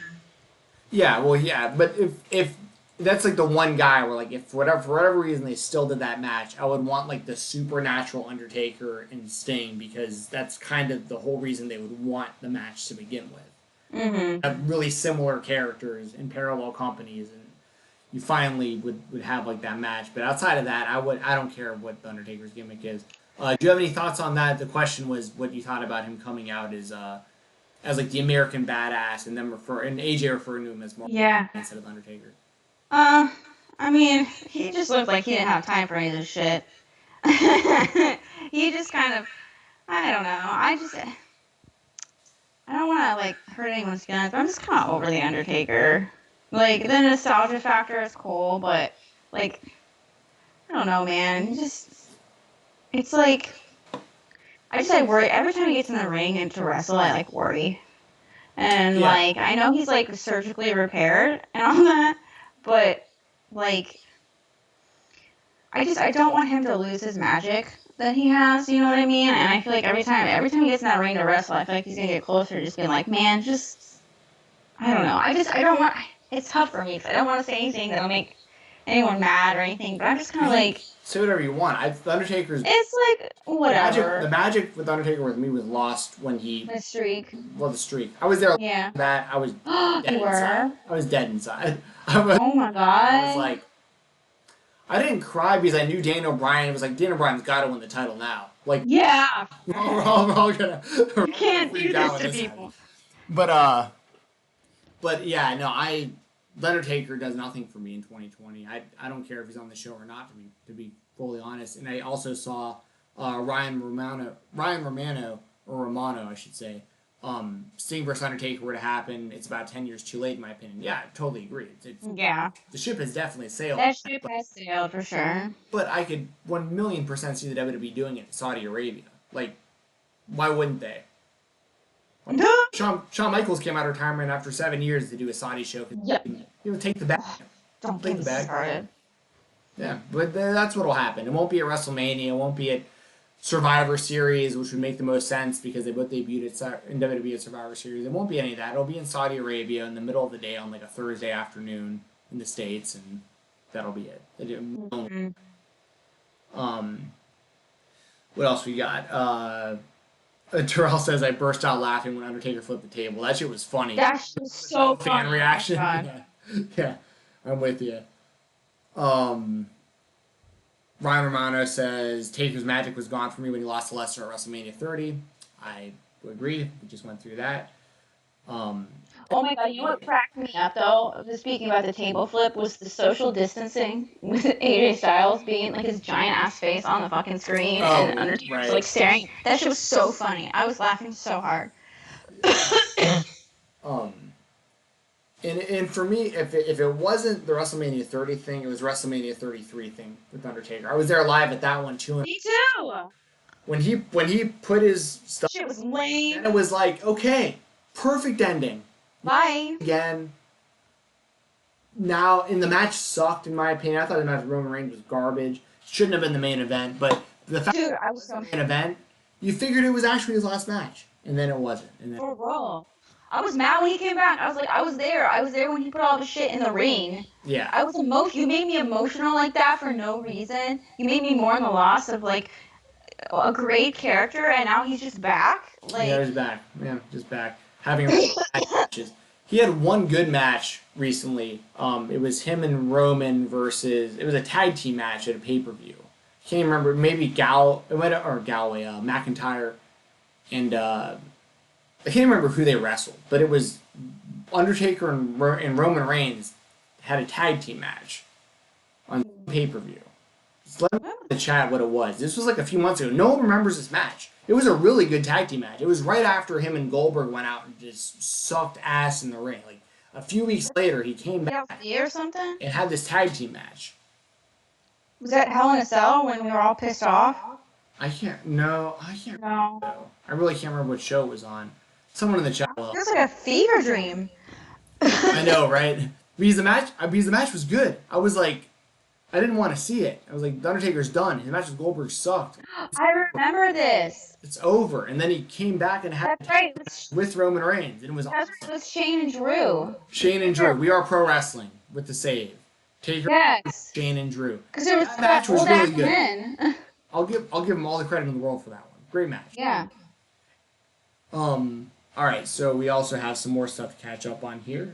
We Are Pro Wrestling says, Undertaker's my favorite ever, but I felt the end should have been when the streak was broken. Yeah, we're all on board with that. The shock loss, blah, blah, blah. All right, we're still on that. Terrell says Sting or Kurt Angle should have ended Undertaker's streak. I don't know if I necessarily agree with that. I don't think the streak should have really ever been broken, but if it was broken, it should have been like if the Roman Reigns match happened, Yeah. and like he hadn't lost to Brock already, that would have made sense. Or if he would have lost to Bray Wyatt, if Bray Wyatt wouldn't have lost to John Cena, Bro, for sure.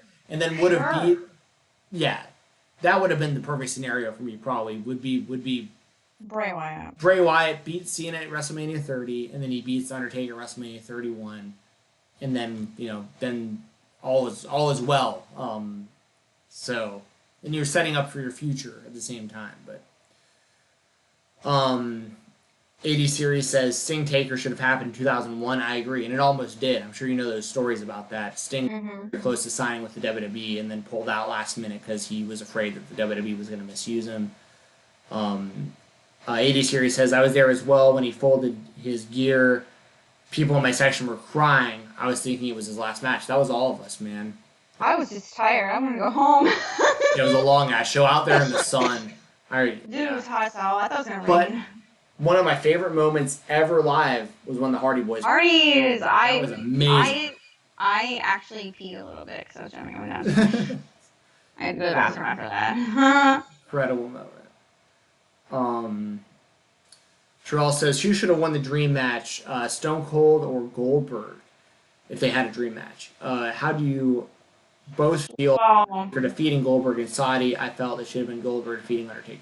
I don't think that match should have happened. I agree, but I also agree with Terrell that Goldberg should have won, especially if they were going to give him the title at WrestleMania. Yeah. I didn't even think about that. Absolutely. Shit. If it was Stone Cold versus Goldberg, I mean, if it happened in the WWE, Stone Cold would win. Yeah. If it happened, I was gonna say, depends on WCW, where. Goldberg would have won. Yeah. But it would have been a lot of fun to watch. We Are Pro Wrestling says that if anyone should have ended it, it should have been Orton at WrestleMania 21, which he's referring to the Goldberg or the Undertaker streak. Yeah. I agree with you there too. I would have been okay with Orton winning at the time. But then the streak became such an amazing thing though years later with like the multiple matches with Shawn Michaels and Triple H, CM Punk. So it's hard to say, right? Like Orton would have benefited a lot from winning that match, but we had a lot of awesome matches after that because the streak was on the line. So Yeah. gotta have kind of two sides to that. Terrell says I agree with Jessi. It just shouldn't have had. Can't talk. It just shouldn't have happened. The match between Goldberg and Taker, especially in that dangerous heat. Yeah. Dude, and he gave himself a concussion, Goldberg.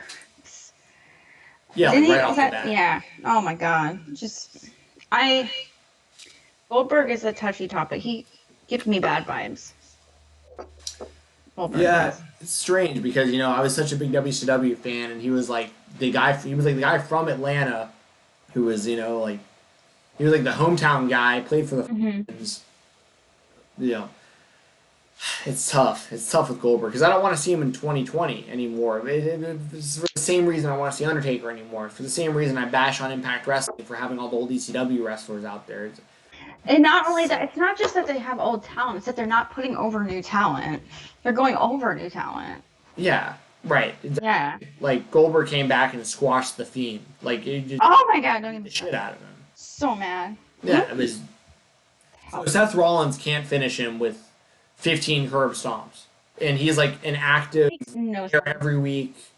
Incredible talent. I mean, Seth Rollins' face turn or face run wasn't going as planned. Oh god, he's such a better heel. Yeah, and the stuff he's doing now I think is great, but it's one of those things where it's like So Seth can't get the job done. He's there every week. Incredible performer. Daniel Bryan can't get the job done every week. Incredible performer. Goldberg comes back for his first match in forever, aside from that really terrible match with Undertaker, and just destroys him. Like, just bad. Just bad. Mm-hmm. Booking. Really stupid. Who out there, let me know in the chat where you fall on this. Who out there literally is like, they saw Goldberg win the title, and they're like, yes! Him versus Reigns for the title now. Like, I didn't see anybody excited about that. no. When they had an entire storyline built around Bray Wyatt being the champion going into WrestleMania and wrestling John Cena.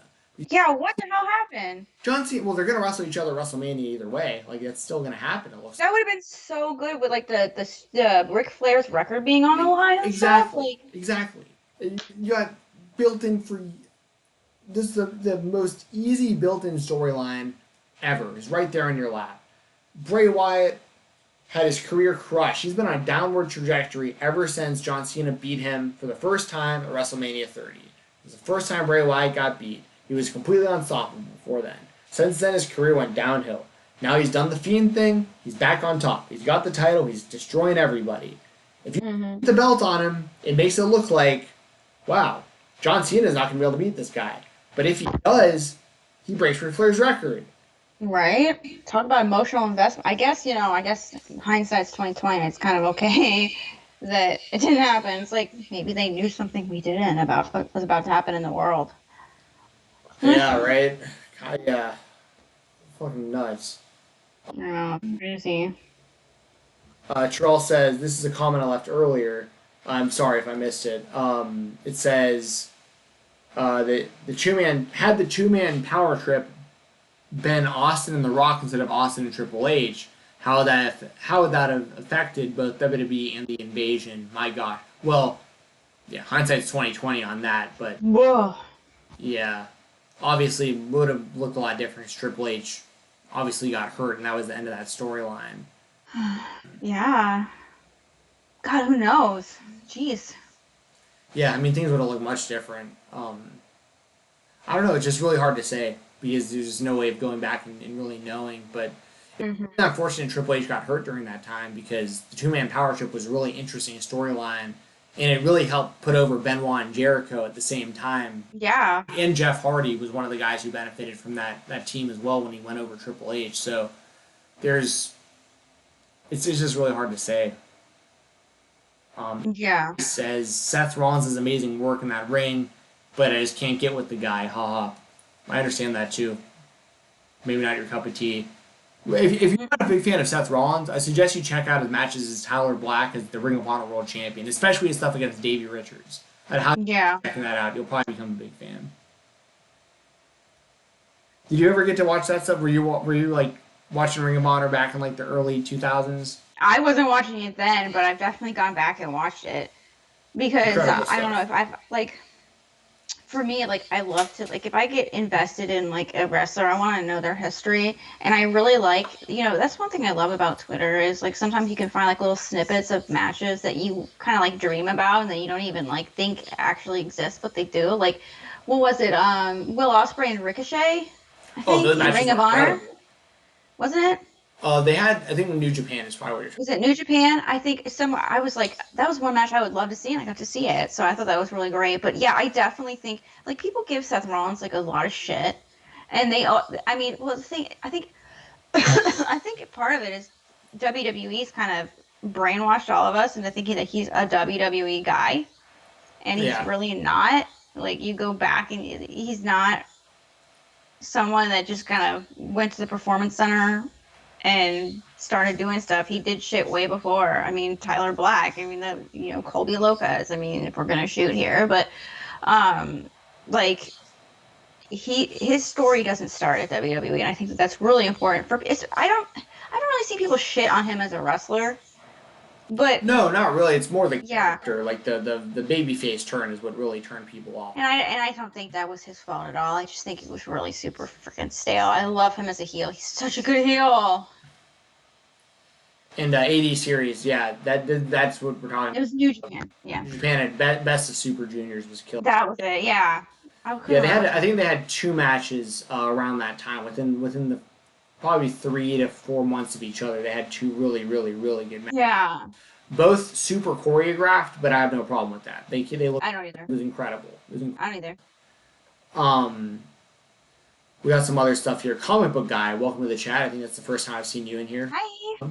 Oh, well, Goldberg is a draw and Bray Wyatt is not. I agree to a degree with that. But I think WrestleMania is the draw. Neither of them. So, yeah. I don't think it matters.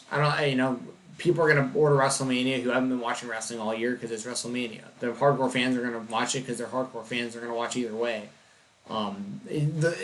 Maybe if it was like The Rock on the marquee, that's different because he appeals to like a completely different. He's like a worldwide attraction at this. Who's as big, if not bigger, than the WWE itself. But I don't think you're gonna sell one extra ticket by putting the title on Goldberg versus Bray Wyatt in 2020. I don't think it makes any difference. No, it is interesting though. I think he is kind of. Here's my thing: is Goldberg a draw more than Bray Wyatt would to a older viewer or someone who hasn't been watching for a long time? I think so, just because out of name recognition.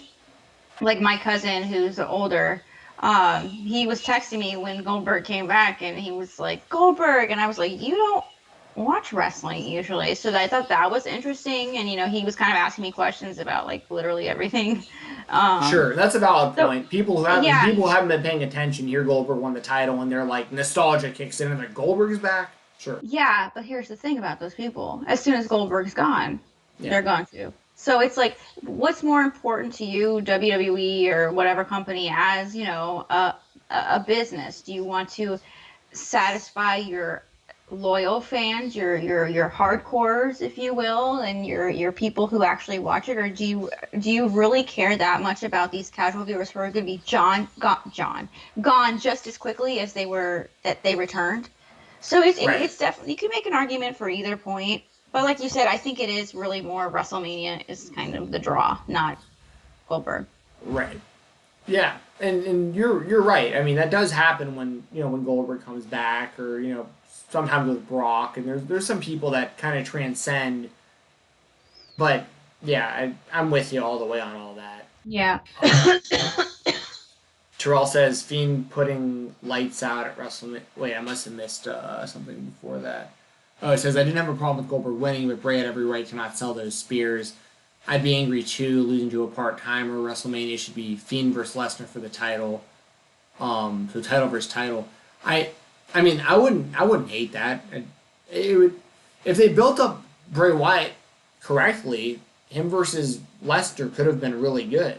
But now that he's been destroyed by Brock, there's no point in that. Or sorry, now that he's been destroyed by Goldberg, there's no point in that. It's just odd. It's odd booking because you have this the roster of wrestlers, and then you have like this weird group of part-timers that are perceived as more important and better from the WWE perspective, conveying to the audience than the rest of their performers, and that's where guys like Berg, The Undertaker, Lesnar, The Rock when he's around. There's people in this group, John Cena. There's people in this group that like it's like your roster, and then everyone that's better than the people that are actually on your roster. Yeah. And the problem with this is those group of people are all 50-50 booking each other. So Goldberg loses to Undertaker, but then Goldberg goes off and wins the WWE title. Brock Lesnar loses to The Undertaker, but then Brock Lesnar beats The Undertaker, but then The Rock and Cena split matches 50-50. Like there's no like clear cut who's the best of all these people, but we all know regardless these people are all better than these people. So it's there's tiers. Strange. They have created an actual tiers. Yeah. And unfortunately all these people up here, aside from maybe Brock, I'll give Brock kind of a pass because he's there more than the rest of these people I'm talking about. Mm-hmm. But to give Brock his credit, I love Brock Lesnar, so you ain't gotta worry about that with me. Yeah, I love Brock Lesnar. People can say what they want about Brock, but like he absolutely is an attraction. And Mm-hmm. Innovated, he can have very, very good matches. Hell yeah. Matches too. but usually it's pretty entertaining, in my opinion. Yes. But to put those guys all in that group, and the problem, I guess the point of bringing this up, the problem of having this group and then everybody else is none of these people have gotten here. None of them. Like, you got Roman Reigns and Seth Rollins and Bray Wyatt and, I mean, you can name a trillion people that, like, have not gotten into that group. Yeah. They're there every week.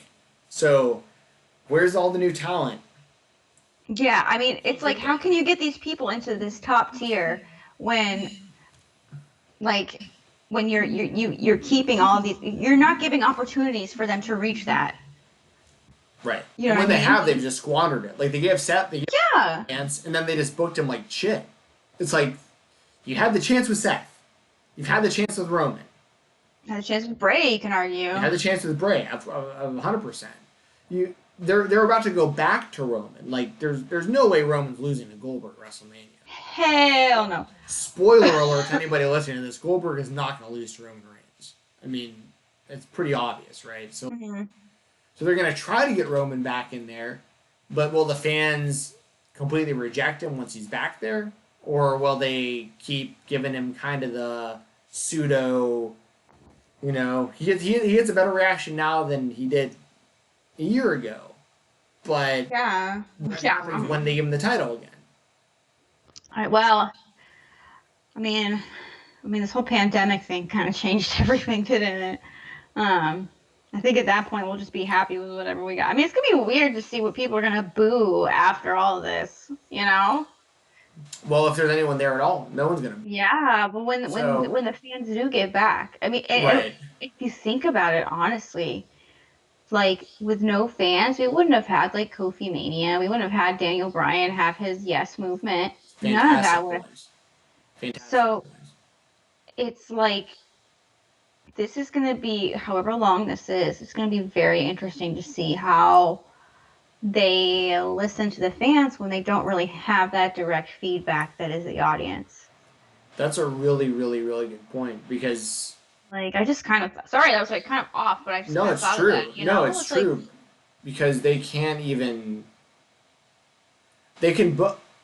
It's kind of scary to think about. They can book the show however the fuck they want at this point. yeah, I mean, there is no chance of negative crowd reaction in the arena. People can shit on it online all they want, but like nobody's gonna be booing Roman Reigns because no one's gonna be in the crowd. everything's gonna get over on television. It's so weird to think about. I know. Imagine that. Imagine that world. I'm scared. And this man just goes off with his ideas, and like nobody can actually prove that his shit. Other than the ratings, we'll really have to stop watching then. My God, like how, like this, like if this lasts a really long time, this shit, dude, I just got a reality check. Oh my God. Oh my gosh. Let's see what else we got in the chat here. We Are Pro Wrestling says them pairing Seth and Becky on TV really didn't do something favors as a character. Suck ass. Hated it. Very good point. They basically made it look like I'm They not cucked them. gonna here. I don't know what the best word is. Cucked them. Cucked him? Yeah.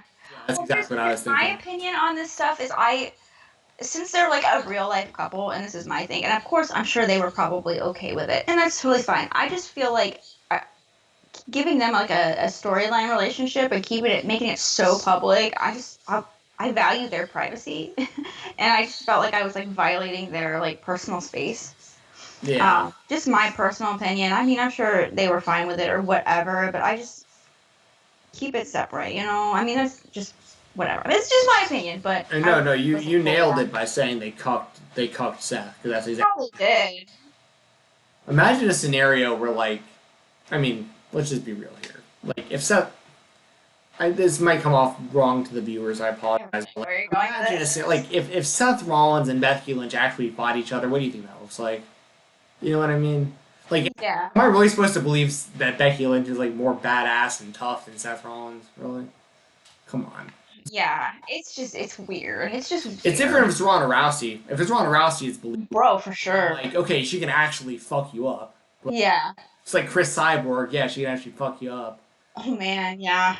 Becky's Be- Becky's over. I'll give her that. She's over. She Well, had matches. debatable now. I don't like the way that Oh they no, booked her her. current stuff is pretty bad in my opinion. But they did get her. I gotta give her credit. She was hella She over, was yes. probably the most popular on the roster for a minute there. She got her face broke. When I hear, yeah, well, okay, fuck Nyla Jax though. Or Nyla Jax, Jesus, Nia Jax. Jax. Not yeah, fuck Nyla Rose too, but fuck Nia Jax. Like that I got no time for her. She's useless in my opinion as far as she's concerned. I'm not I a fan hope of she. her. I mean, maybe when she comes back, she'll come back with a vengeance. I mean, we shall Maybe see. I mean, I hope that she's improving. You know what I mean? I hope the best that's for the her. thing. Maybe she can prove us wrong. You know? What can she do that every other person on the roster can't do? You know what I mean? Aside from being related to The Rock, what does she have? Size. Yeah, she has size. You can find other larger, strong women. Yeah, that's true. Jordan Grace goes out there and kills every Dude, time. You dude, know what that I would be a mean? match. That would be a match to see. Yeah, I mean, I'm just saying, like, Yeah. for me, the line was drawn when she was going out there and it looked like she was going to wrestle Dean Ambrose. And I was like, okay. Oh my God, yes. I was like, no, please, God, don't do this to me. Dean, Yeah. poor Mox, Okay. man. Let's fucking put this in check. Because on the flip side, you look at like Impact, Tessa Blanchard is actually as good as the male talent. Like I have no problem with Tessa Blanchard being the Impact champion. She's an incredible pro wrestler. Nyla, Yeah. keep calling her Nyla Jax. Nia Jax isn't good at. She hurts all the women she wrestles. She complains online. All she does on Twitter is bitch about stuff. It's like Yeah. you're the Rock. You're related to the Rock. Congratulations, you got a job. Nah. That's all. That's literally all I feel about Nia Jax. That's it. You can find I believe in you can find her. other women to do what she does so much better. There's so many Yeah. wrestlers out there on the indie. I keep faith. I keep faith. You have to have some hope, Steven. You have to have some hope. I'd feel differently if this wasn't like the top She is still company green. in the Someone did world. just say that. She is still pretty green. Yeah, sports and things shows says Nia is still green. I completely agree. Hey, I'll change my tune if she goes in there and starts having good matches and stops hurting everyone she wrestles with, then that's fine. Yeah. I don't think that she's quote unquote earned anything she's gotten in the company. Sorry if that's harsh, but That's I your, have you know what? nothing That's for. your opinion, and you're Yeah, allowed to have right. your own No, opinion. So yeah, you're not people don't telling have to anyone else agree. you're wrong. You're People not don't have to telling agree it. with Yeah. me. Totally fine. Yeah. Terrell says, how do you feel about Brody Lee as the Exalted One? Unexpected plot twist with Matt. I love I thought it was fine. the Exalted One. Yeah, love it. Yeah, Love I it. expected that. I mean, all the all the clues were kind of leading towards that way. Um, so I was fine with it. I was glad it wasn't Raven.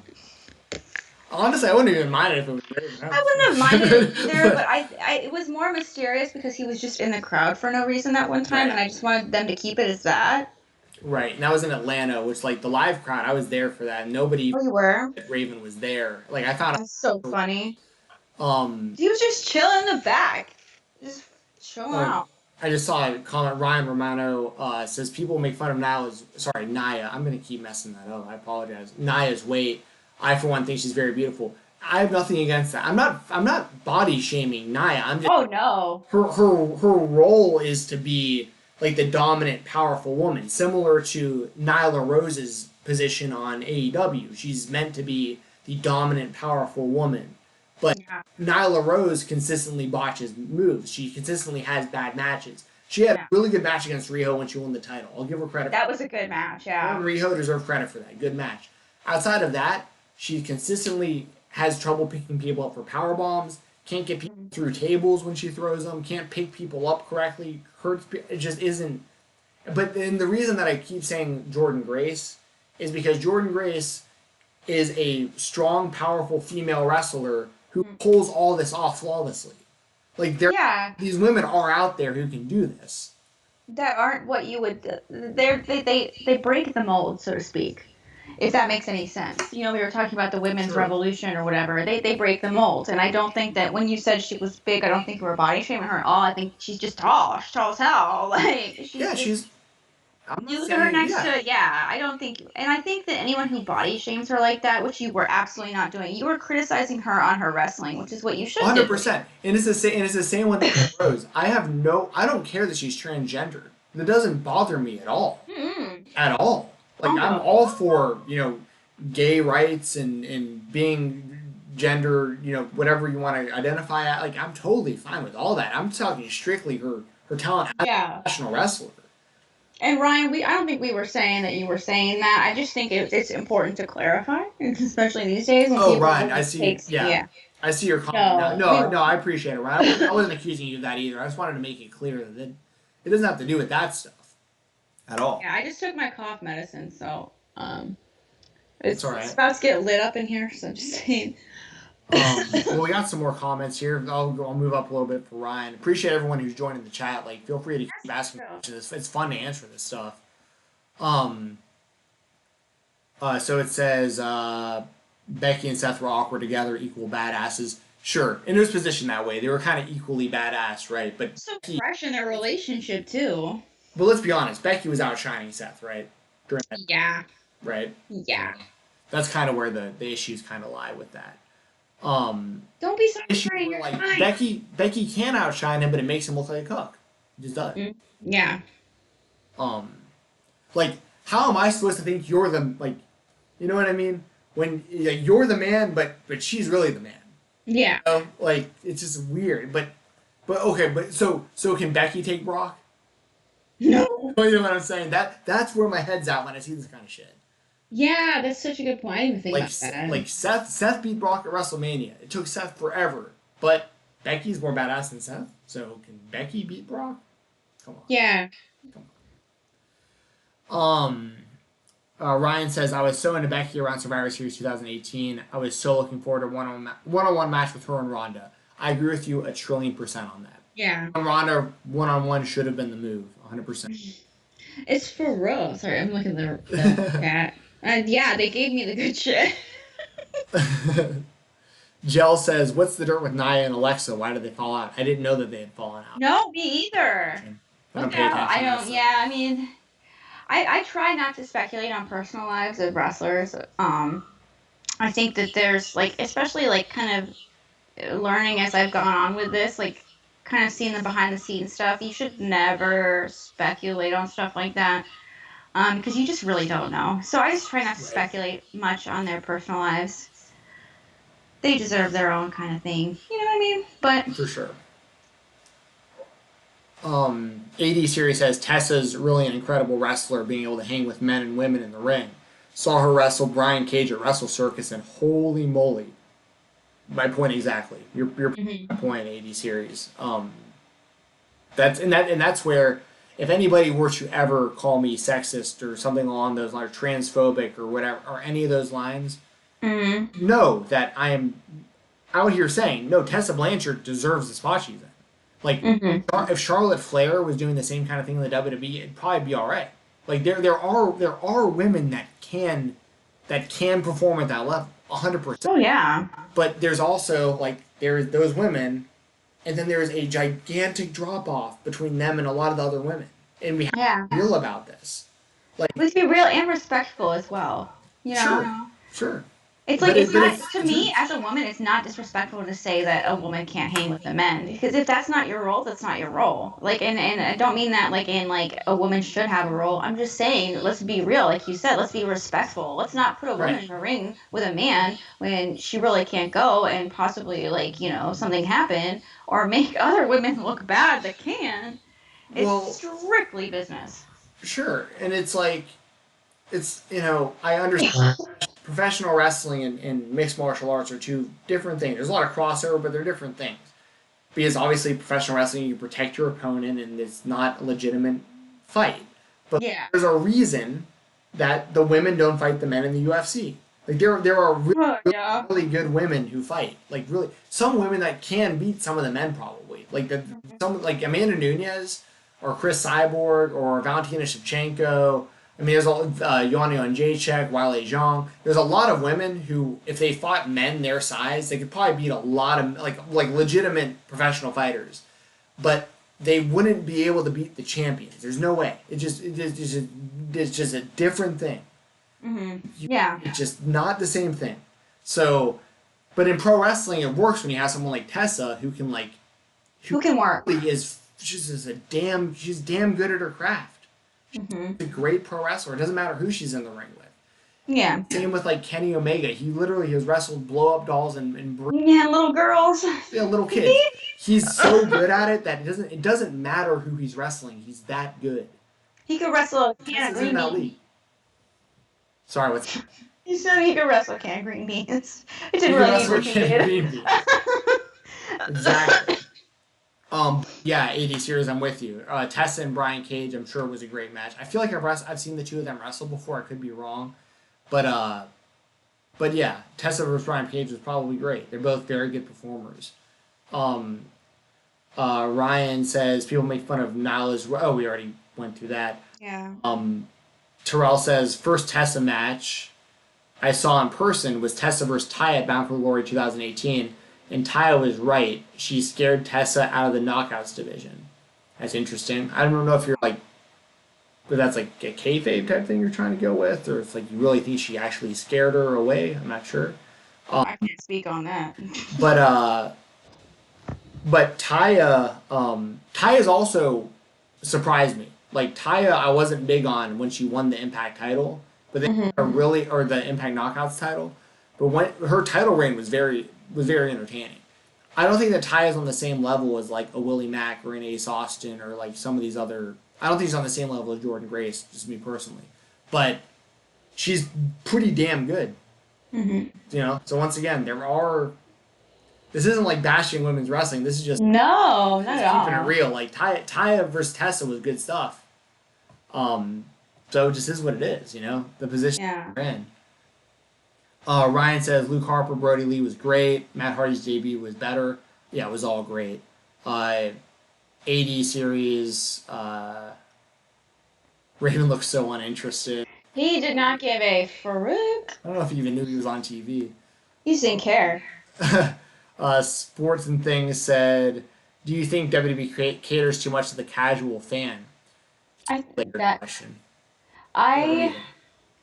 And I think it was, do they cater too much to the casual and not the hardcores? I don't know.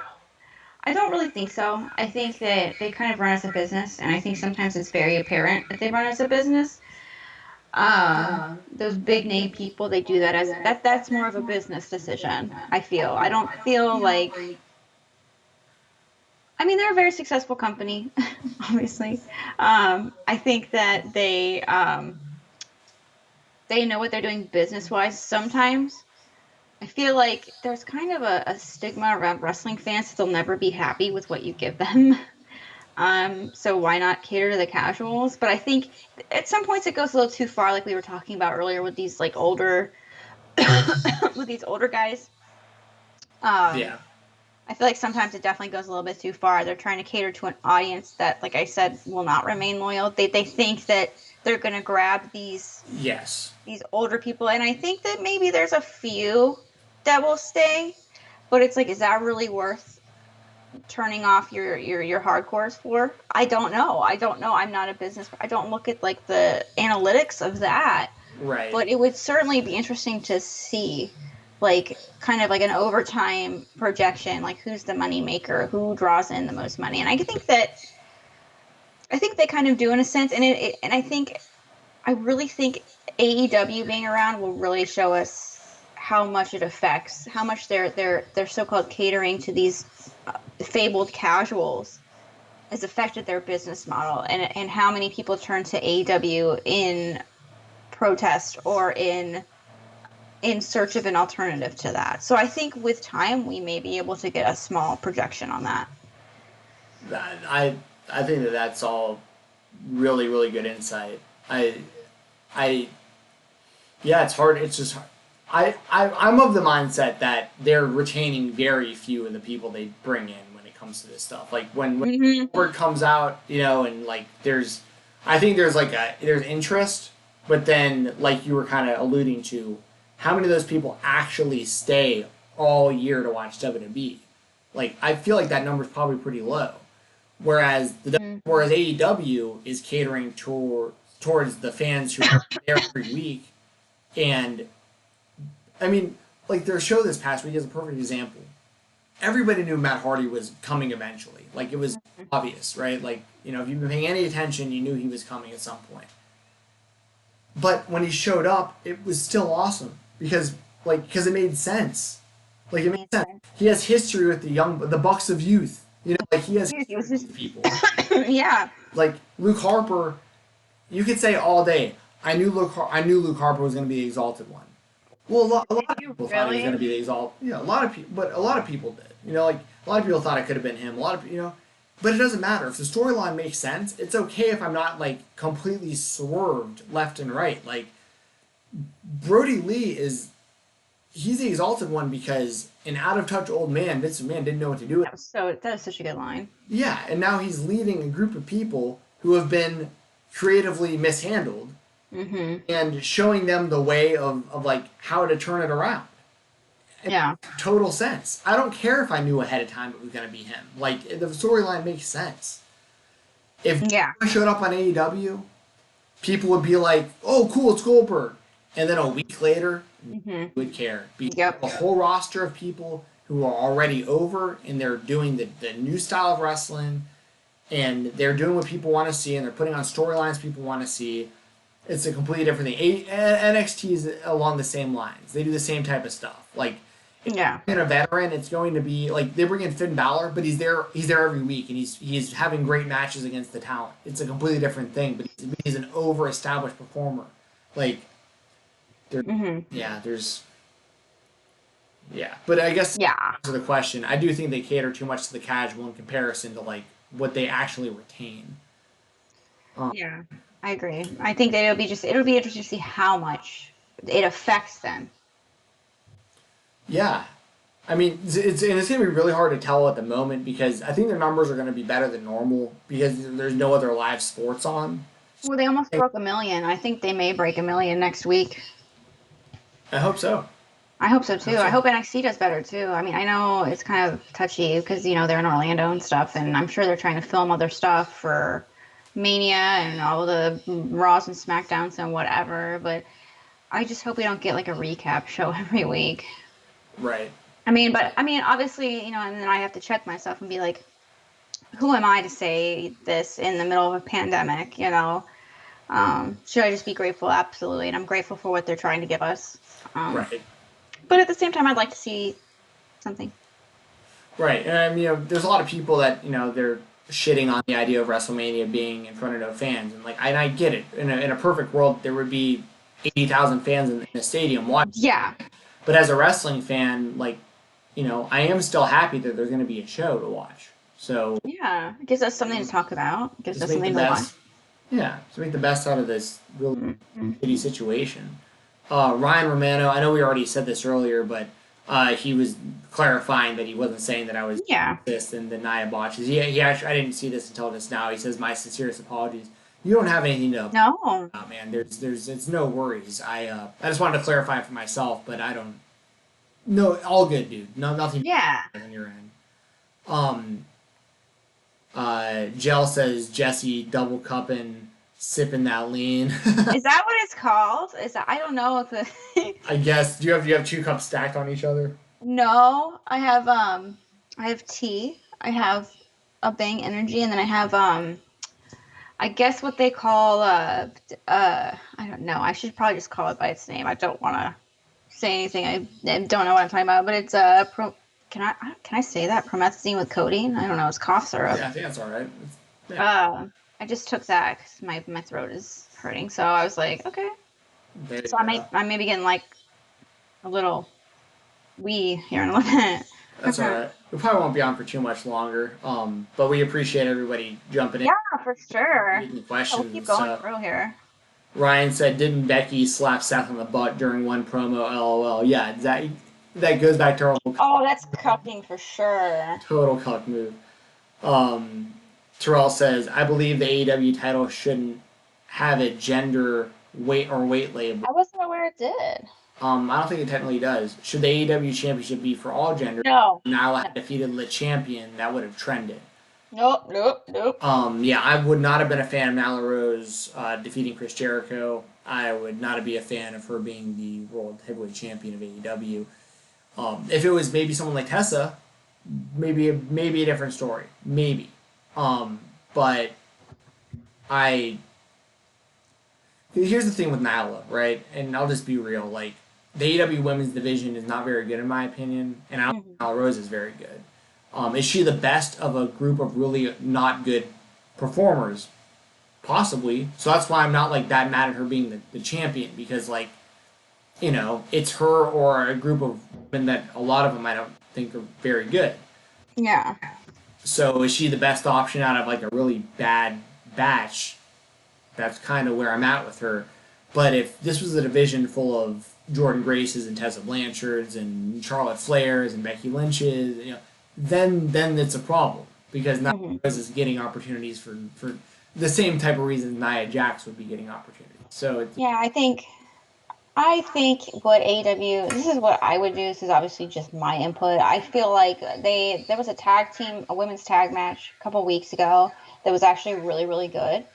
I think that's because there's all the women on there are like pretty much super green. I mean, obviously they've been experienced other places, but as far as United States, you know, national television goes, they're all green as hell, you know. And I think that those tag matches were perfect ways to kind of kill two birds with one stone, and the fact Sure. that you can kind of develop storylines and beef, make sure you know who's picked what side, and also cater to people's strengths while getting them some in-ring experience. And I don't think anyone would be mad at that. We're getting good matches from these women. I mean, I thought that women's tag match was actually really good. And I just think it's a good way for them to get experience, honestly. And I feel like, you know, with 2 hours of television a week to try and get all of these women to get in the ring and wrestle, sure. it's going to take a long ass time. And a tag match is a great way to do that. Well, they also have issues where a lot of their performers, you know, like, you know, they live in Asia and stuff, so it's like the easiest thing in the world to get, you know. Riho was there. I was shocked. Yeah, that was actually pretty surprising. I was like, what? Girl, be careful. You can't travel. Is she stuck here? Like, I don't even know. Ryan asked about Nia and Alexa's kayfabe relationship on Raw and our thoughts on it. I really don't have any thoughts. I don't really. I guess you're referring to the fact that they're like friends storyline wise, and then they're friends outside of the WWE or outside of TV as well. I have no thoughts on it, because if they're friends, they're friends. That's great. If they're not, it doesn't really bother me one way or another. If that makes any sense. Oh yeah, I see. Let's kayfabe talk for Tessa and Taya on my comment when Taya said she's scared. Tessa. Oh, kayfabe talk. Okay, yeah, I'm with you. Okay, that makes a lot more sense. What's your opinion on John Cena coming back for WrestleMania? Asks Nick Silverman. Thank you for joining the chat, Nick.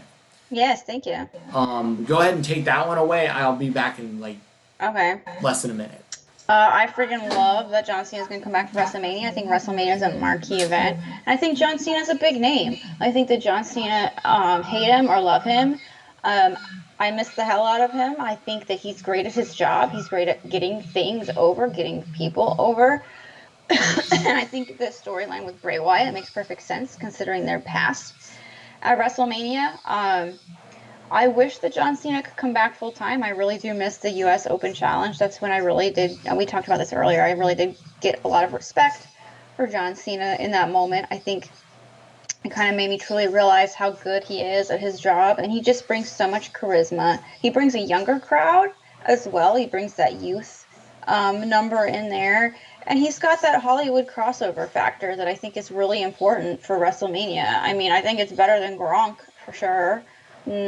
No disrespect or anything, but I do miss John Cena. I wish he would stay around for a lot longer programming, but I understand he's Mr. Big Money Hollywood now. He's getting to that Rock level, sort of, kind of.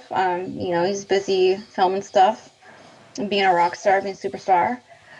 So I do. I think that John Cena always will have a place at WrestleMania, kind of like The Undertaker. I think he really should like take The Undertaker's spot. Like I think he should have beaten The Undertaker at that WrestleMania and just kind of taken that torch from him as far as like WrestleMania appearances goes. I love John Cena. I miss him so much. I'm glad he's back. I thought that his promo with Bray Wyatt in that empty, sad arena at the Performance Center in Orlando was really good. I thought it, just like the Edge promo, I thought it was better in an intimate, close environment. And so, yeah, you look like you're back with your White Claws, Joey Janela style. So I don't know how long you've been back, but Yeah. I was just saying I miss John Cena. Yeah, I'm glad to see him back. I have nothing to get. I mean, John Cena can come and go as much as he wants at this point. He's pretty much like, I mean, you can't say he's as big as The Rock worldwide. He just isn't at this point. He's getting there though. He's kind of right. That's what I'm getting at. Yeah. Right, and I mean, considering what the WWE's done with the titles, the last few years, especially with like Brock, Goldberg, kind of stuff. It wouldn't surprise me at all if John Cena won the world title again at some point soon, just so that the WWE had him with the belt when he was going out promoting all these new movies and stuff. Like, yeah, then you'd have to break Ric Flair's record. Yeah, which I'm okay with. Yeah, me too. I mean, oh man, that's probably a touchy topic for some people, but honestly, if Ric Flair's cool with it, I'm cool with it. Well, I'll say something really controversial. John Cena's title reigns, a lot of them are actually probably better than Ric Flair's title reigns. Like, if you're looking at, like, yeah, there were times where Ric Flair lost the belt and won the belt, like, right back. I mean, like, over and over. That's true. 16 times, sure, but, like, what's more impressive, being a 16-time champion or having one title reign in the last 10 years? You know what I mean? Like, I'm not saying that Ric Flair was worse than John Cena or anything. No. But, like, anyone... You're saying some of his title reigns were better. Yeah, when I'm also saying, like, everyone gets butthurt over the idea of John Cena taking Ric Flair's place as the most title reigns in WWE history. Like, why would... If anyone's going to do it, why shouldn't it be John Cena? You know what I mean? Right. And if they're getting mad, I didn't hear you, like, proclaim that as fact. I heard you proclaim that as your opinion, It's like... Chill out. People just need to chill out. Dude, Ric Flair was great. Like, yes. Like, when he was on top, he was literally the man. But John Cena, I mean, like, for real. What people, and I'm kind of sound like I'm dick riding John Cena a lot on this show. But to be fair, you look at someone like Stone Cold Steve Austin. His run at the top was from like 97 to like 2001, like 3-4 years. The Rock was never even the top guy when Austin was around. It was always Austin was 1, The Rock was 2. Hulk Hogan had a long run, but it was in spurts where he was, top in WWF and he was top in WCW. Then he was like an old man, but came back in WWF, and now he's like a shell of his former self and all the Impact Wrestling and all that stuff. John Cena went like so sad. John Cena went like 15 years of just being the top guy. Like that's so unheard of. For real, unprecedented. Top guy in one company like that. Like, yes, one company. That's I think that's the most important point. One company. Yeah. And say what you will about what the WWE did during that time. They did a really shitty job of making... He did shit on the Nexus. Well, yeah, that didn't work out well. But no. And then that was his fault, apparently. Apparently, John Cena, like, made that call himself to go over the Nexus, which I don't like knowing that or hearing that. But at the end of the day, it's like, is it really John Cena's fault that, the company put everything behind him and he's a lifelong wrestling fan and he took the top spot and he held on to it for 15 years? Any of us would have done that if given the opportunity. Mm-hmm. It's just unfortunate that, CM Punk and Edge and Batista and Randy Orton and all these other guys never really hit that same level as him, and they had a lot of talent. They had a lot of talent around John Cena that none of which really transcended to the same level Cena did at the time. So survival of the fittest. Sure, there's a lot to be said about that for sure. Oh yeah, especially right now. A lot. What else we got here? Ryan says, "Thank you both for the escape you're providing right now. Appreciate that." Hey, I appreciate that too. thanks for coming and hanging out with us. For real. Anybody is- who's in here, like, for real, seriously appreciate it. Yeah, but this is just kind of a test run, like we were saying at the start of the show. Like, don't know how often we'll do this, but like hopefully we'll be doing it weekly. That's been the discussion, is doing it weekly. But We need a name. yeah, we need a name. Oh, and I have something to give away too before we leave also. But Shit. but yeah, help us figure out a name for the show, and also we'll probably go live.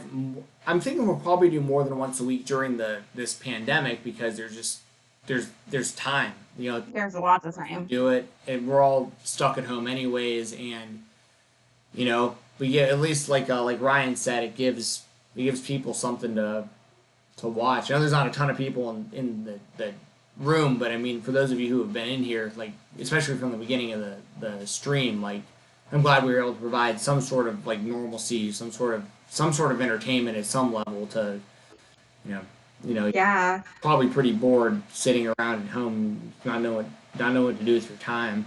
Exactly. Rollins had a shirt that said "The Man's Man." Yeah, see that. I don't remember that. That's cringe a as hell. problem. That's a problem. I'm not saying that a woman can't be the man of a relationship. It can happen. That's a thing. There's strong women out there. There are guys out there that like that. But when you're when you're a professional wrestler and you're in the business of being a badass amongst other badasses, Yeah. you'd be having your girl out there wearing the pants, and like people think that it's just weird. Look. Yeah. It's especially when your demographic is primarily males. Well, you say that, but I feel like Vince writes the show for his granddaughters now. Like, What? I honestly think the WWE is written for little girls at this point. Like, most of the show is. Whoa. Yeah, Hold honestly. on. I gotta step. I'm gonna have to go back. Watch the Attitude Era, watch the Ruthless Aggression Era, and then watch what we're seeing right now. No, that's a good point. And tell me that this show isn't being written for. No. I mean, well, it's a PG show for it's a PG show. There's a lot of little girls that watch the show. That's what they're writing this stuff for. AEW is written for AEW and NXT. That's for hardcore fans. That's for any type of demographic, but it's most likely mainly going to be like the 18 to 35 male demographic. Mainly, Yeah. but it's a little bit of everything. The WWE is written for children, straight up. Yeah. PG show written for children. Yeah. All those children are girls. I know. Think about. That's so wholesome of Vince McMahon to think of his little grandbabies. Well, I think that's a big part of why his writing is creative is so bad now, because he's writing the show for little girls when a bunch of grown men are watching it and they're like, "What is this? Yeah. This isn't the show that I used to watch. This isn't what when I turn on WWE now. I'm not excited to watch WWE. Like, Yeah. nothing about it there's hardly anything about it that keeps my attention. Like, there's nothing, It's just The like, Fiend stuff was really fun when it was like unexpected. That I was really looking forward to that. what was that? The Fiend stuff when it was like. Oh yeah, sure, scary. but they Like, ruined there's it. little things, but yeah, It was awesome, and then they ruined it. I know. I still have faith that they can bring it back. I have faith. I hope so. I hope for Bray Wyatt's sake. I love him. I felt so bad for him. Terrell says, in reference to a comment Jesse made earlier about 5-on-5 next week, what if we get an unexpected plot twist and AEW changes the match? Maybe Dark Order attacks people, reducing the amount of people in the match. That's interesting to think about. That's a good idea. That's a really good. It's just, man, this whole thing is so unprecedented. Like, if you just take a moment, just like look back and go, damn, what are we actually really going through? Not to freak you out, but it's like, it's incredible.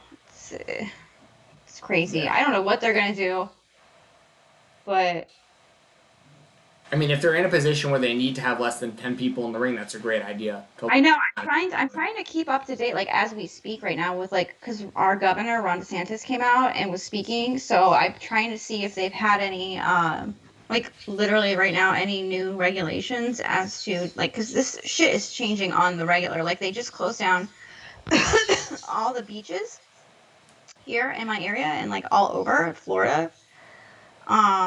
Like the state of Illinois is like on lock. California's on lock, stay-at-home orders. So I'm trying to see, like, right now.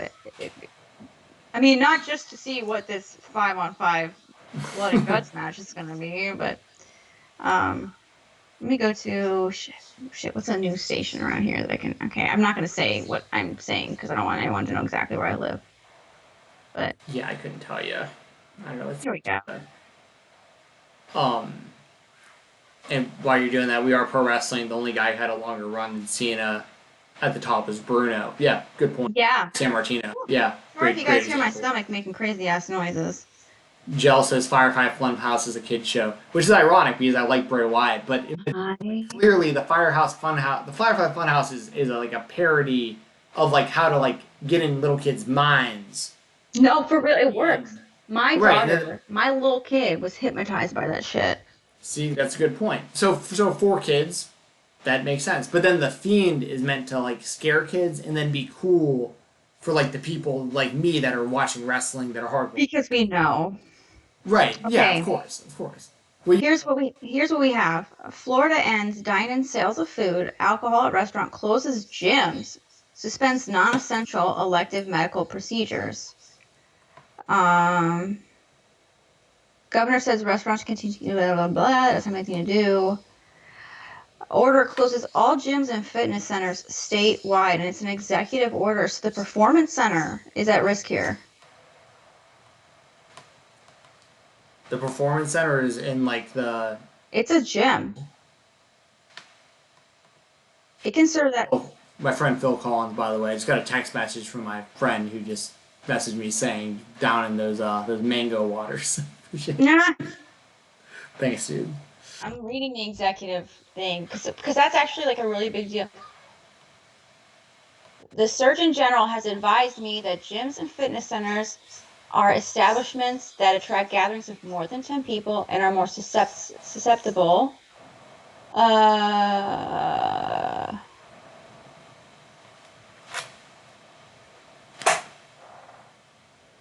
reading this executive order right now.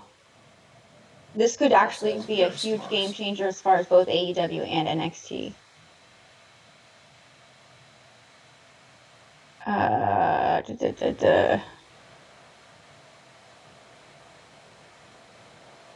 Rest gyms and fitness. I hereby order the closure of gymnasiums and fitness centers within the state of Florida. Oh, here we go. This order shall not apply to gymnasiums and fitness centers, which are amenities of hotels, which have a capacity of 10 persons or less, are an amenity of a residential. Then why'd they close ours? They're okay. Are located inside of any single occupant office building. I don't know. I feel like that maybe you could get around that. Yeah. So we'll see what happens. Yeah. Anyone have anything left in the chat before we get out of here? I'm gonna give away something beforehand too. But yeah, Jill, we are all smarks. I know we are, aren't we? That's why we care so much about this, unfortunately. Yeah. Terrell, they officially. I don't see that as an insult. Oh no, I don't think he's using it as an insult. I'm just saying. No, I'm saying saying in general. why we would like the Firefly Funhouse, but also like the Fiend, but also understand it. Terrell, they did close all the beaches in Florida because people were fucking stupid. And those were not Floridians, those were tourists that didn't know what to do when Disney World closed. They freaked out, by the way. Gotcha. I'll cut a promo on tourists. All right, well, for those who are Sorry. right now, I'm gonna give this away courtesy of. I'm sure you guys have been seeing. We have there's some sponsors involved with the show. These carried over from my personal podcast, Fight Talk. They were happy to be a part of this new kind of video podcast that me and Jessi are putting on here. So I have something to give away to you guys. How should we do this? Maybe just anybody who comments underneath the video when the video's up, just leave. Yeah, make sure you like the video, subscribe, and leave a comment on the video down below.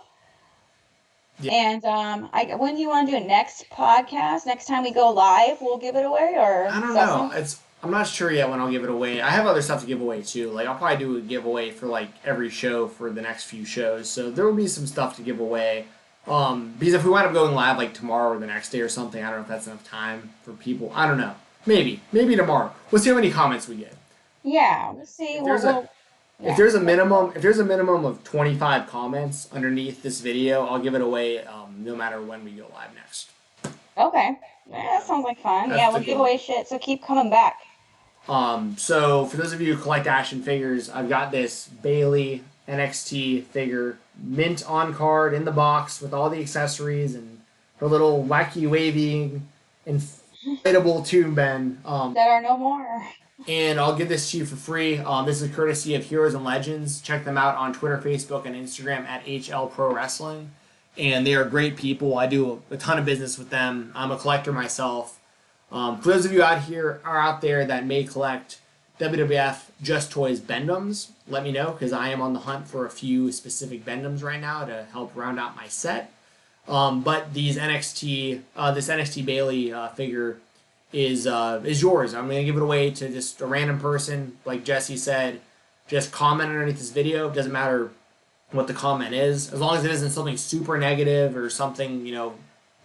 Don't be shitty. Yeah, don't say something stupid, but as long as it's. Make sure you're subscribed as well.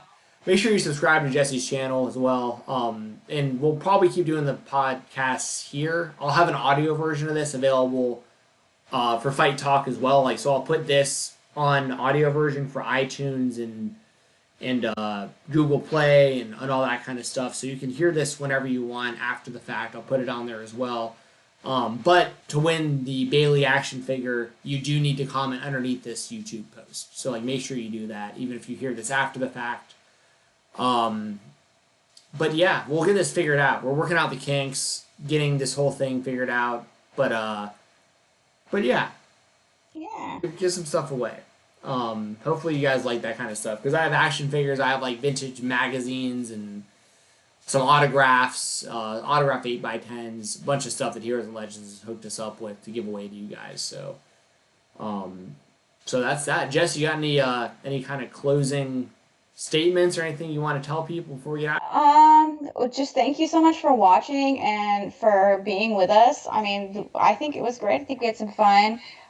Thank you so much. Make sure you subscribe. Make sure you like this video, share it if you feel the need, if you want to. I do also have an OnlyFans. It's Jessi the Buckeye on there. So if you want to hang out with me there and see some other exclusive content that I don't want to post on Twitter, you can go ahead and go over there and subscribe. I have lots of fun over there. I'm always chatting with people on there. It's a lot of fun. So, yeah, just have some fun, guys. Let's, everyone stay safe and stay healthy. You're worthy, you're deserving of life, and I think we all want to be healthy, and hopefully this can provide a little bit of an escape for you. So thank you so much for joining in the fun with us. Really appreciate it.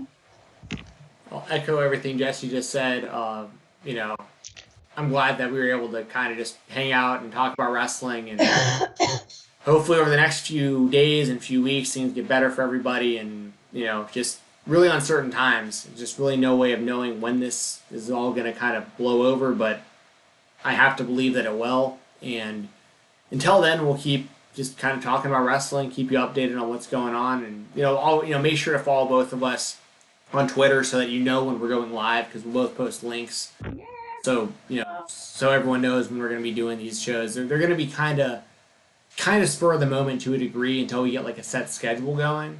But I'm at Fight Talk _. That's FIGHTTALK _. Jessi is at Jessi the Buckeye. That's JESSITHEBUCKEYE.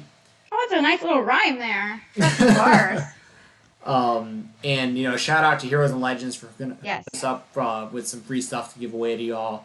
Shout out to Brian Jensen at Steel Boxing. Give them a follow over on Instagram at ATL Boxing.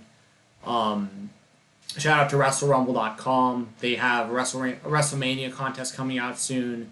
So, we'll be giving away some free entries for the WrestleMania Pick'em contest here on this show. So keep your eyes and your ears peeled for that, for more free stuff.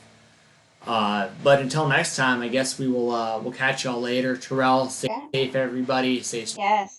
We're with you on that, 100%. Yes. All right. All right. See y'all later. Thanks. See ya. Bye.